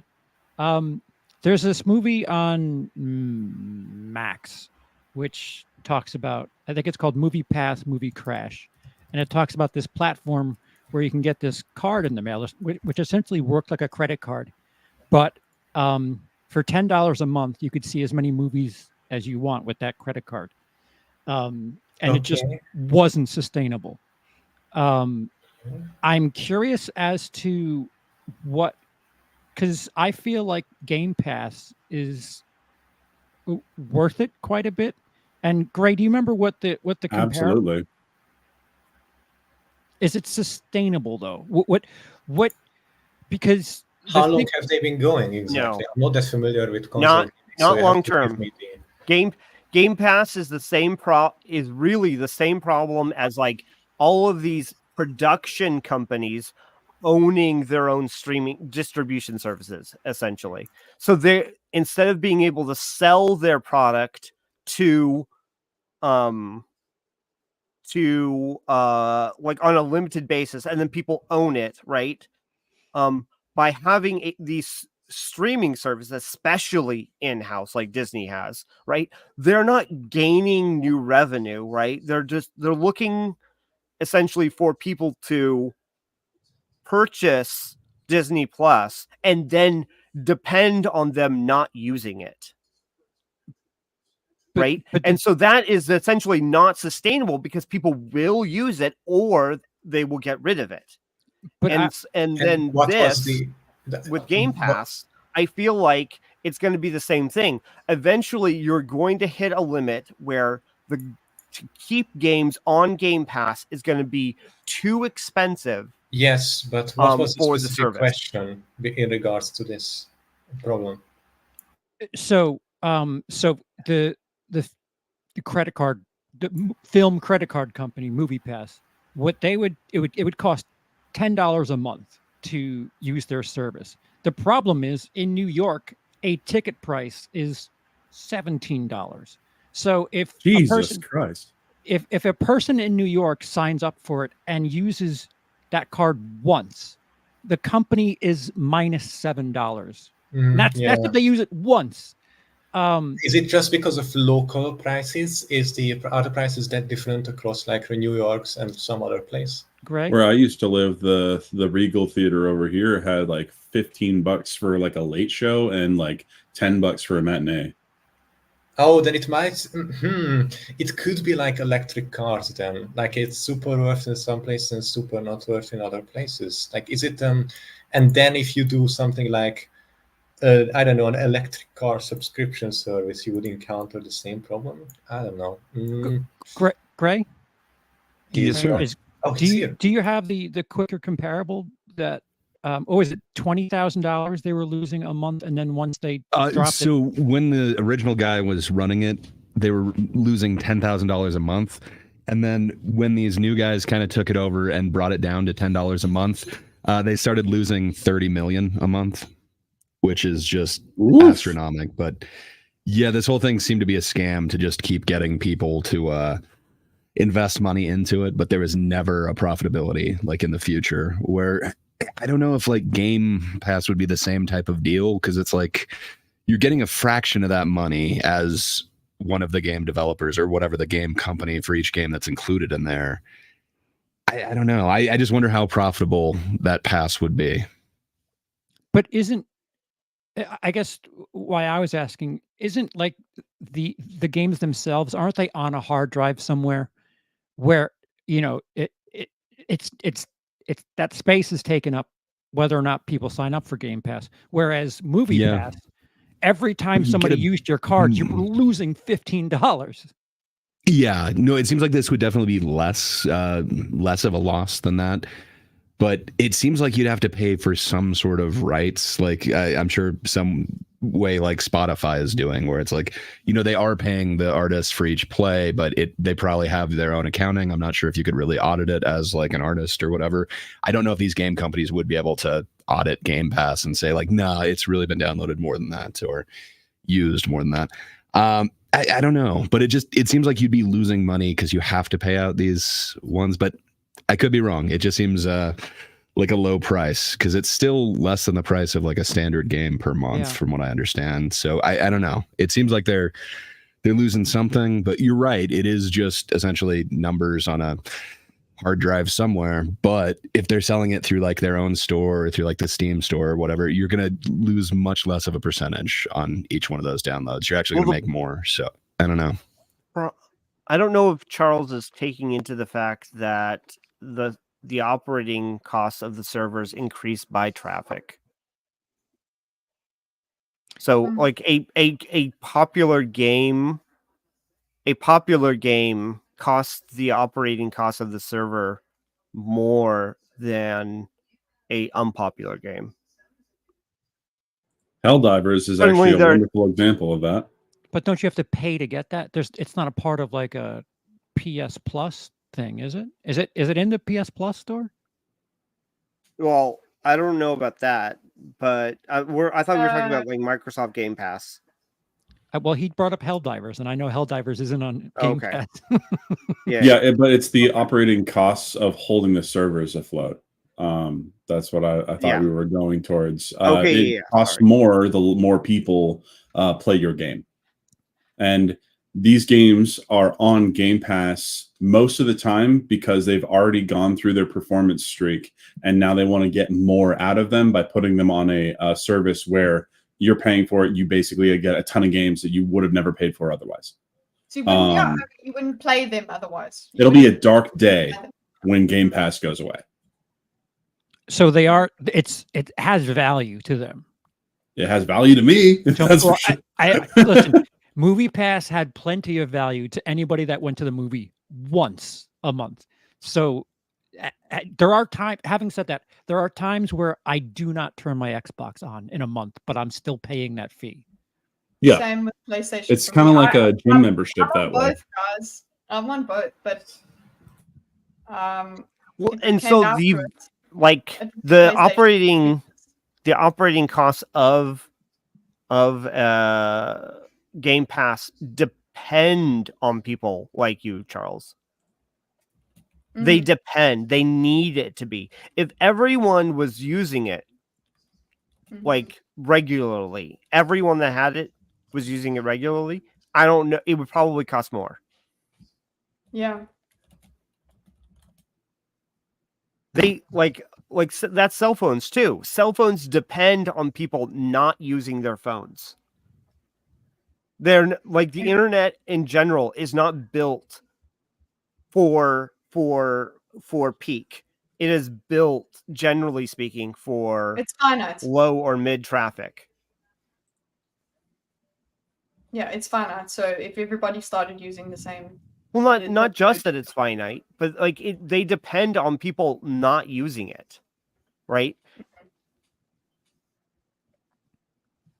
Yeah, as I said, it's just like a gym membership that way. Or like not like technically a bank depends on people not taking out all of their money because they don't have it. So, well, but that's because it's not useful, because people generally don't take their money out. They don't use the bank that way. If people regularly did take out all of their money and such, if like that's how banks worked, then I feel like they would probably have more cash on hand. But one of the reasons why they don't is because people don't behave that way, and it makes them a target for theft. Just hold on. Let's let Hydra say goodbye. Okay, I was about to say, sorry guys, I have to go. No worries. I'm out of time today. And thank you for letting me be here, and hopefully I'll be able to join you next time. See you. See you next Thursday. Yeah. thank you for giving us so much time, man. We thought we'd have you for much less. You have I contributed do so my much. I best. appreciate it. Sometimes I can stretch, sometimes I have to go quickly, but I always do my best to stay here for as long as I can. But I ran out of time. See you guys. Take care. All right, Hydra. If you guys still want to talk to Hydra, just ping him in the Discord. Join the Discord. Ping. It should the Stream Elements. I don't know if Stream Elements is working on YouTube. Emblemlets. But yeah, it like Andrew was saying, it's the same thing like a gym. A gym makes its money off of people that pay for the service and then never show up. So, but if because not everybody can't be there at the same time. Yeah. So if one of you, well, BMO, you said it's very much worth it to you. Absolutely. Game Pass is worth it to me, even though I don't have an Xbox at the moment. When I did, I had Game Pass and I was really enjoying it. So you have the service without even having an Xbox. Like that's fascinating. You can, it works on You can actually have it on PC as well. Yeah. That's why I have it.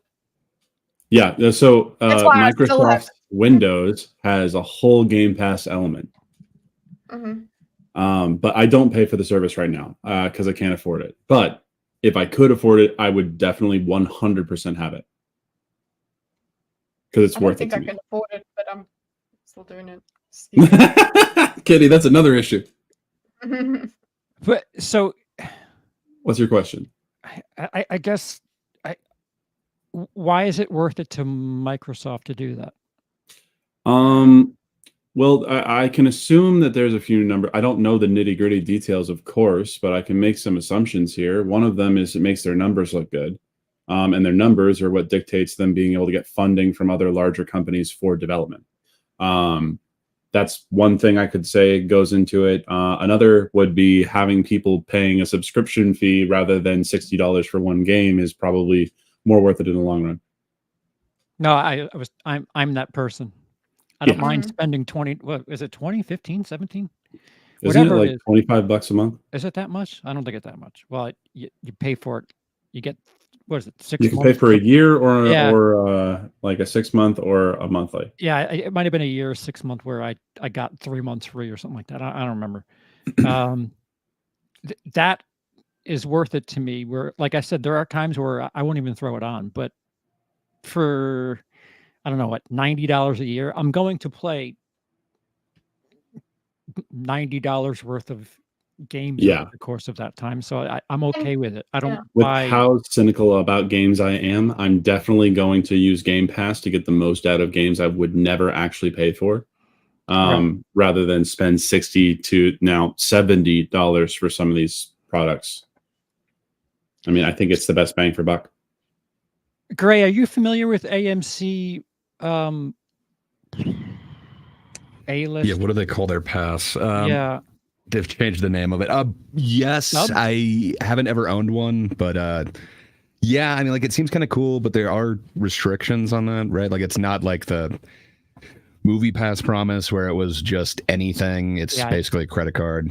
I think it's like you can't see more than 1 a week or 3 a month or something like that. I think it's something like that. Like, it still ends up being a deal, but yeah, nothing quite as good as that original Movie Pass thing. And I don't know. It was just crazy in that documentary. If you are compelled at all by it, see that documentary. Like, it's really fun storytelling, but one aspect of that just like freaked me the hell out is they're actually made by MasterCard, their cards. And when they dropped it down to $9.99, so they put their price at a quarter of what it was before, they only had 50,000 of those cards in stock, and they got over 2 days like 150,000 new subscribers. So they talk about how they had to get like MasterCard to print a bunch and bring them in Brinks trucks. It's just kind of crazy, but yeah, it seems like a very bad idea to be losing that much money on every single swipe of that card. Right. I think that was part of it too. Like, MoviePass didn't, at least AMC, they own theaters, so they can kind of move things around. Microsoft owns Xbox. They own Game Pass, so they can kind of move things around. MoviePass is just MoviePass didn't own anything. Yeah. Until Gotti. I mean, we are all, thankful to them for making that John Travolta movie, Oof. Gotti. And then they tried to give us Movie Pass Airlines. So that didn't quite get off the ground, though. Plus, they were at Coachella. So obviously, I think of movies when I go to Coachella. They've done so much for us. But I don't know. Like, they did kind of... what would you call that? Invigorate the subscription model. Like, it really is one of those things that just like kicked it off, and every company has kind of used that model since then. But are you saying broken. that the subscription model isn't for everyone? It isn't. It needs to be justified in terms of your costs, running costs. What assumptions are you making by using this subscription model? Right. So if I release the Willis Greedia groceries card, it's only $3 a month. Are you going to use more than $3 worth of money on groceries? Yeah. So like, it's the same, sure, I'll have a lot of members. But what does that mean? I guess we're using the same psychology as have all you can eat. All you can eat sushi. One of the things that when we do all you can eat sushi is like, I will make sure I flip and eat more than I eat, so that I have gotten the value. So I have to, unless I can work out, if I work out that I could actually get, because so sometimes you could get more cheaper if you just like a certain type of sushi that's cheaper. You could get more than if you paid for the all you can eat. And you just think, okay, well, how much am I going to eat? So you actually try and figure it out. But most of the time, what I would do is I would make sure I eat enough for it to be valuable.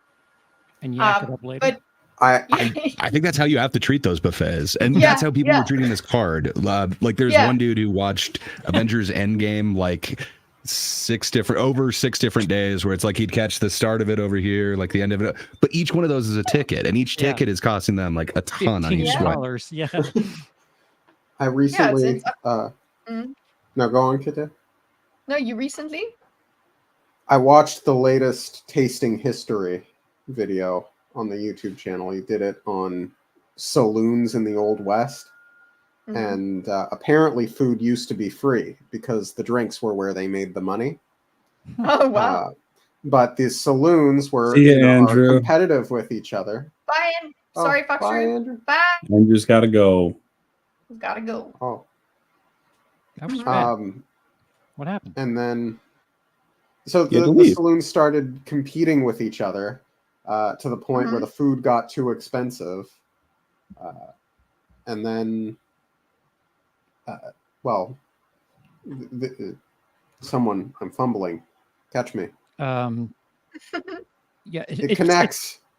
I know at theaters, like when they offer free refills, you think that that's a deal, but realistically, for a $4 Coke, they're paying pennies for that syrup. $4 Coke? No, it's like $9. Is it that much now? Well, yeah. Oh my gosh! Right. And you can't get any small size. It's only the largest size. It's bigger than the average stomach. That's where theaters make their money. is this concession stand? Like, that's why I feel like they should be stricter on bringing outside food in, because you're not going to a movie theater. You're going to a concession stand that's showing you television. I'd rather go to a confession stand. Interesting. I've eaten too much popcorn, Father. I have sinned and forgiveness. Charles was also talking about, like, when you had the movie pass, though, like, it would rack up the points for you to get like free concessions and stuff too. So it's like they were losing double on you. Wow. Well, they weren't losing double. AMC. Well, yeah. So I don't know how AMC works those points out, but yeah, if I had the rewards card and I was paying for tickets, it was being applied to my rewards card too. So that's not exactly a movie pass thing, but still, it was so advantageous, like so ridiculously advantageous. So are we, I just want to make, this is tangentially related, but are we saying that we like AMC more than Regal? Because I'd agree with that, actually. I think AMC does a better job. So I don't know. Does Regal have like a pass regional? Regal also has a rewards program and a pass, yes. Huh. And the pass was at half price Thursdays. That's it? Half price Wednesdays, I mean. And then it was like for every 3 movies you see, you basically pay for another movie ticket. AMC's is better. I'm sure it is. We had where I used to live, there was a Regal theater, and then if you wanted to drive an hour, there was an AMC that had not only beds in the front, but also had like lounging chairs in the back. So I was like, this is awesome. I think it's location, BMO, because I literally have 2 AMC theaters within 2 miles of me. 2. Well, you live in New York, all right? What's up? AMC is all over the place in New York.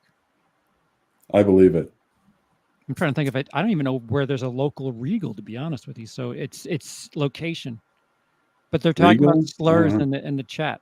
I can see that. They've got their slurs locked and loaded. Let's see how YouTube feels about that. Kite? What?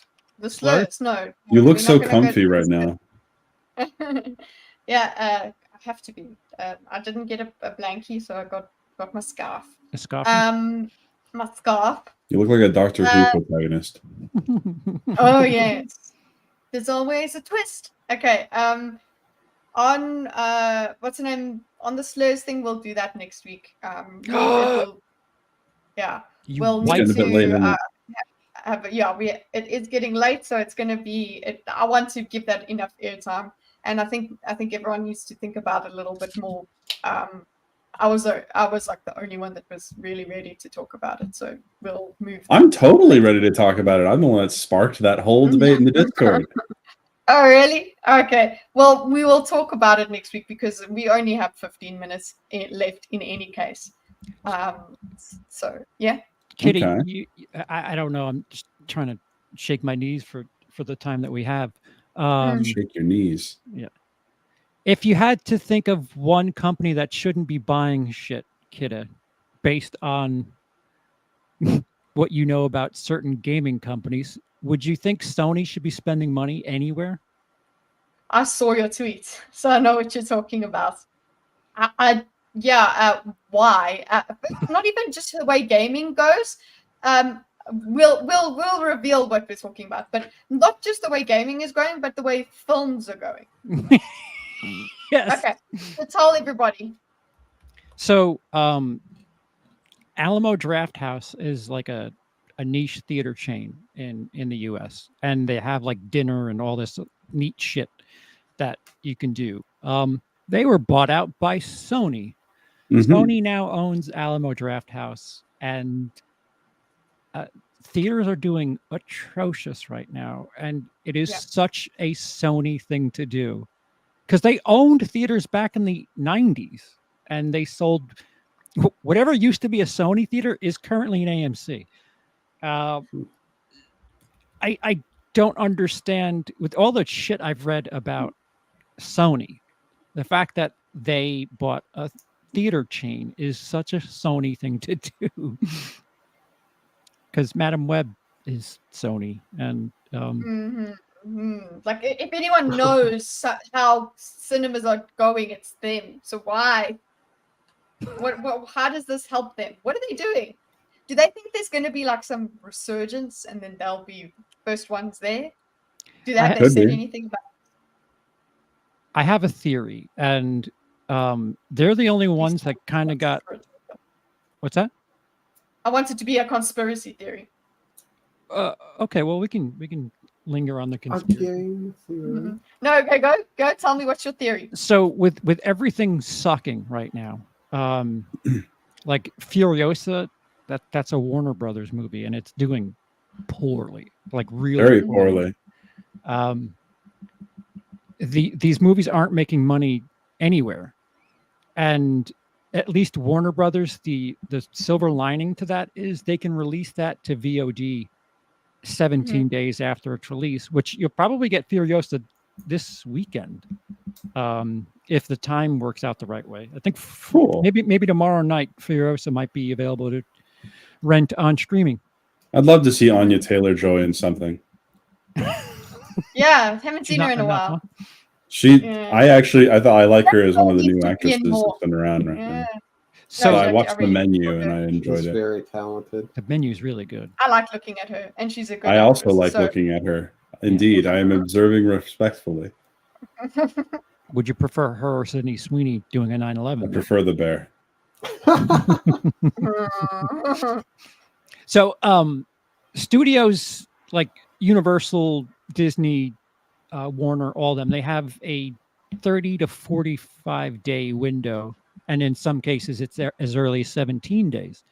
Sony is the only company that had a 90-day wait if they were going to do it exclusively through their own program, and I think they're cutting out the middleman just to make opening weekend money from the theater.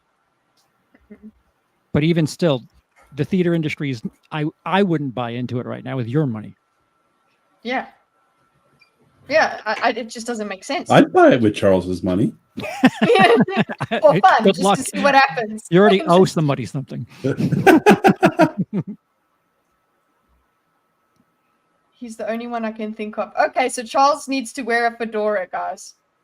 Sparkle says that Charles can pull off a fedora. But they have Only when he wants to talk about religion. A brim. I'm flat caps or dead. No, so I don't know. I'm not.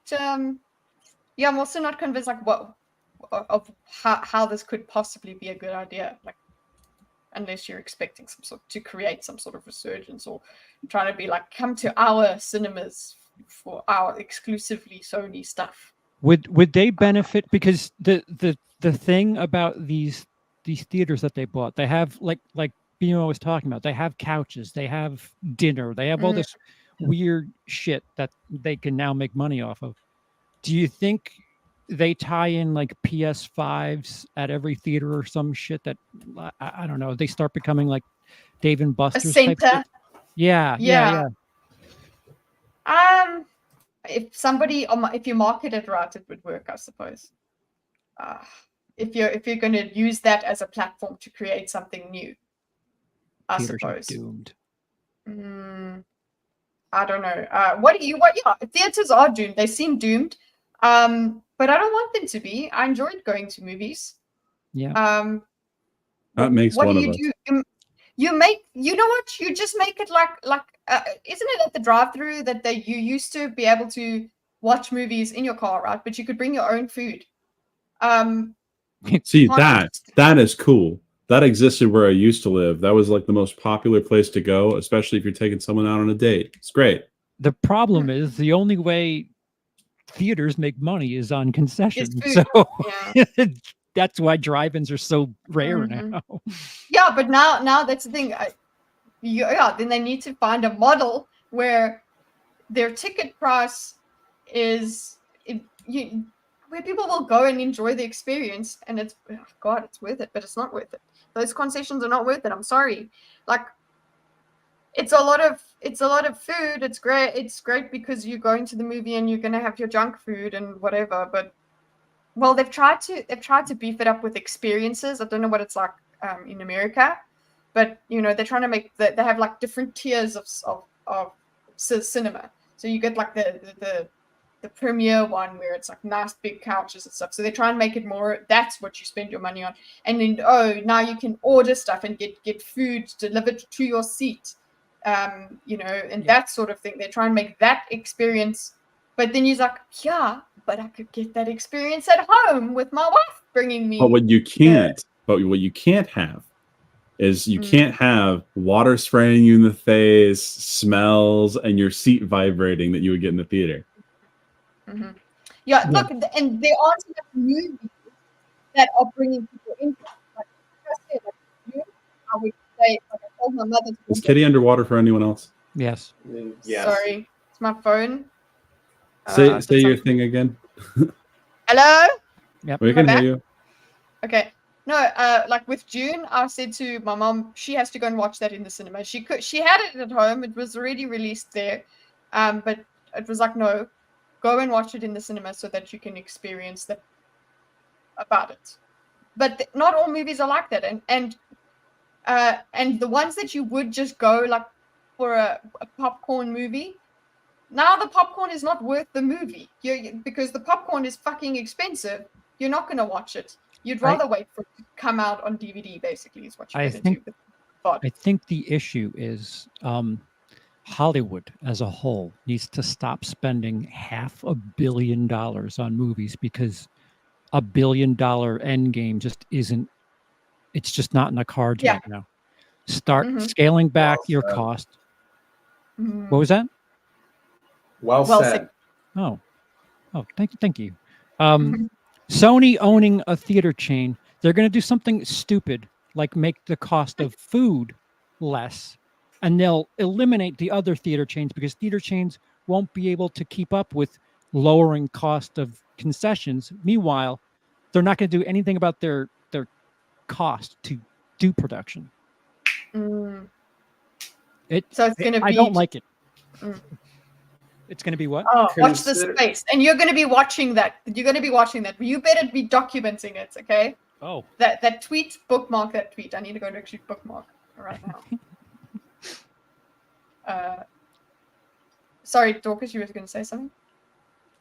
Oh, just lamenting the loss of the shared human experience that is going to see a movie packed with Mhm. people. I think some Yeah. value is being Oh, yeah. lost. Those are the worst experiences, though, because someone won't shut up. yeah. That's me. Somebody. Sorry. I think it was Gray Turn who off brought the up. damn phones. It might have been Foxrew who brought it up, doing higher cost tickets for no phones. It might be cool. I would be willing to pay it. I would too. I don't know. They've got like yonder bags at most comedy clubs. Mhm. Well, bigger comedy clubs now, because the acts have been taped so many times, and they're not going to play it. So it is a higher cost ticket because they need to bring in technology to keep you off your phone. That's interesting. I'd be down to do that for a movie. I think 3 of the last 4 that I saw in theater were kind of ruined by somebody on their phone at some point in the audience. Mm-hmm. Yes, I've had that. That was my first time in the movies in a very long time, and boom! Hey, Kitty Lady, what was the plot of the last movie you watched? Thank you for the super chat there, MSK.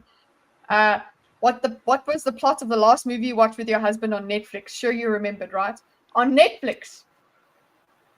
I will remember. I know what you're trying to insinuate, but I will. We're very serious movie watchers. I don't know if it was on Netflix though. The last movie we watched. But the money comment says Netflix. Oh God, I've got to try the money comments. Jeez, trying to keep me honest here. What was it? God damn it! I can't. No, it's not that I can't remember the plot. I can't remember which one it was. We watch a lot of movies, okay? What was it? We actually the last 3 movies we watched were Gray not on Money. The Monet thing. the last 3 movies we watched were not on what's the name? The flicks. Yeah, on the Good old Netflix. NF. And it's the Maybe last this movie, not the last show. Yeah, because I could have answered that. I binged Baby Reindeer, but I don't know what the last. Okay, movie I what's the watched. plot to the Pop-Tart movie? Let's hear it. Plop tart. Plot. I still don't know what that is. Actually, I do know that I watched. It might be on Netflix. The movie was background noise for Wifey. Wow. Oh wow! Thanks. He had to pay $2 to make sure that he said that. I'll tell that next time he watches something, we watch something and it's on. It's just Netflix. a really long way to do a Netflix and chill joke. Yeah, just Jesus. It's a very long and expensive way to do a Hey, Netflix. he show. spent $7 for that, so he deserves a little round of applause. I would hate to tell you what wifey stuff is in my house. Oh my. Odds her are he will cooking for you? dispute the charges. Listen, I made a sandwich today. Okay. Woo! Yeah, I did get some of the sandwich because Foreplay. he didn't finish. Oh, Don't get stereotype, Kitty. Don't Stay get out of serious. the kitchen. He didn't even ask me, and I made it. So That just makes you a nice person. it just makes me That's like why. at least try. Probably. Thank you. Absolutely best wife. Chicken mayo, guys. But I do want to ask you, actually, speaking of the Netflix, I don't know if it was on Netflix. Either way, one of the movies that we watched was called Men. Has anyone watched Men? Yes. Alex Garland. That is a mistake. very controversial. I was going to say that is Alex Garland as well. The same dude who did Civil War. That's possibly what led him. By the way, yeah.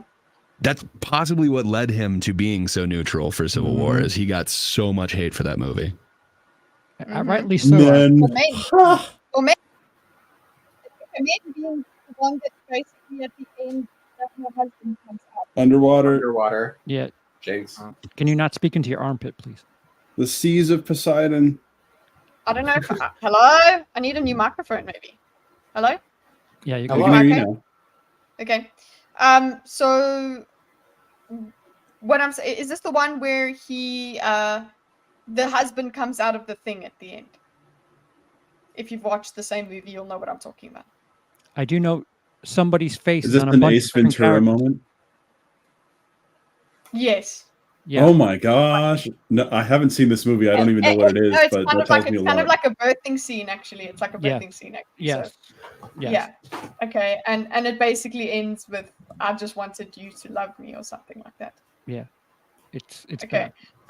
We watched it all and I was like, I need to ask the film like nerds about this because I was like, because we were into it initially and then after that we were just like, what the fuck did I just watch? Mm-hmm. So even you guys think that about this movie. Great. So it wasn't like, oh, we're not arty enough to understand. Yeah, it was really heavy-handed. Out of his films, that's the one that I like the least. It is an interesting choice, but he went really heavy-handed with that one. And he got a ton of backlash from the internet. Everyone kind of saw it as the messaging is just like too much. He's trying to bring all of this, I guess you'd call it political, but I guess it's more social issue into this. So I think that really led him to draw back for Civil War and kind of be neutral to, I don't know, it was like weaponized neutrality almost. Yeah, for me, this one's just over the top with the messaging. Not a fan of it, but I do like the director. It was heavy-handed. I think that's a good word for it because you're like, okay, I get it. Okay, I still get it. Yeah. Okay, are you done? Oh, okay, we're gonna carry on. Okay. I feel like it- the CGI gimmick should have looked like her ex-husband above all else. Like, do you know what I'm talking about? How there's one person's face and all the the different whole waist, yeah. yeah. Mhm. Like it should But they it should have only looked comes like the at the end. ex-husband. Yeah, it only comes at the end though. Yeah, He only becomes the ex-husband at the end. right. Watch the So movie. yeah, Coldplay. it's not worth it. It really isn't. You know, come to your own conclusion, but at the same time,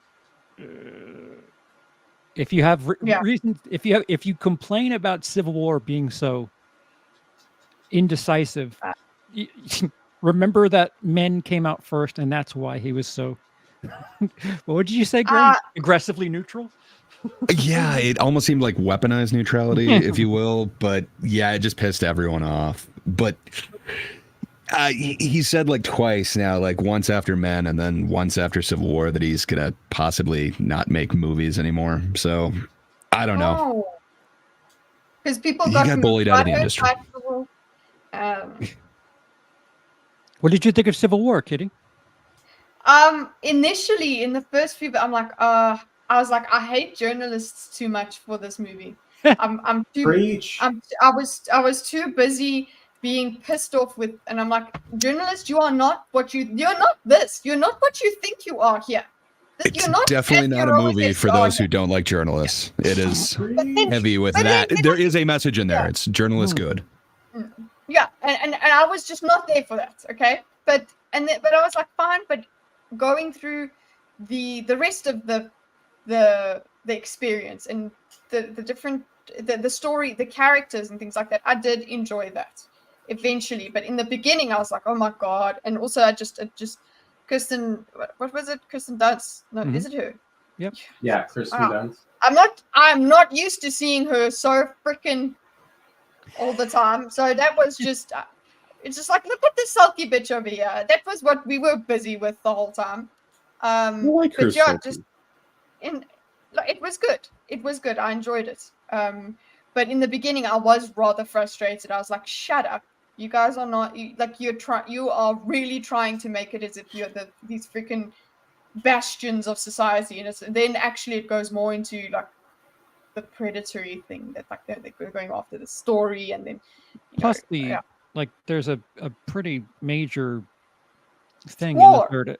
Well, yeah, But due to their thirst to get images, somebody pays dearly for their fucking awful behavior. But also just makes me, if you look at that the characters, the things that the characters are going through, the moral things that they are confronted with, that was good. That was good storytelling. I enjoyed that. Yeah. What's Cameron deleting stuff for? Oh, you're making rainbow flags fly over me. Oh. I would delete all your chats. You deleted all of his chats? Yeah, he did. Jesus. For 10 seconds. Like, participants can 10 speak again. But hide user on chat. Replace pin message. Anyway. YouTubers are the real journalists. there wasn't any actual hate speech going on. I was watching the chat. Okay. Well, guys, it is time for me to go. Yeah. It's time, but yeah, I guess you guys will hang out for a while afterwards on the Discord. Any last comments? On what? The show. The show? This show. That show. The show? Sure. Sure. Jar. No, that's it. That's about it. We can go into goodbye things. What's happening? What is the special again that we had? It was it's the 14th now where I am, but you had a special for the 13th, a special thing going. Charles. It's the numbers more than it's actually the 13th. Numbers backwards are 31, and Lemon's backwards. It's also 1/3. Patrons of my channel have access to 1/3 of my 31 on 31 video as of today. I need to. There's multiple reasons why it's not the entire video. Most importantly, I need to refilm at least half of it because my hard drive didn't show up with me, nor did my light or the lens to this camera. So I'm going to be. A couple of people brought up an idea that I've done before, and I guess I'll do it again. We're going to do like a raffle kind of thing over the weekend, and there's stuff that is going to be up for raffle. And with that raffle money, I'm going to replace the light at the very least. Is the raffle going to be your found hard drive months later after you needed it? Dude, wouldn't that be some shit if somebody sold me my own hard drive back? But yeah, this weekend. What? No, what? Just the way you got so mad just with that idea, the way that you responded so quickly. Like, this is the second time they've lost my shit. Yes. And they're not replacing it for you. Right? I can get as much as $1,650, which is not going to cover everything. They usually do not give you. They don't pay out full all the time. Thanks, Gray.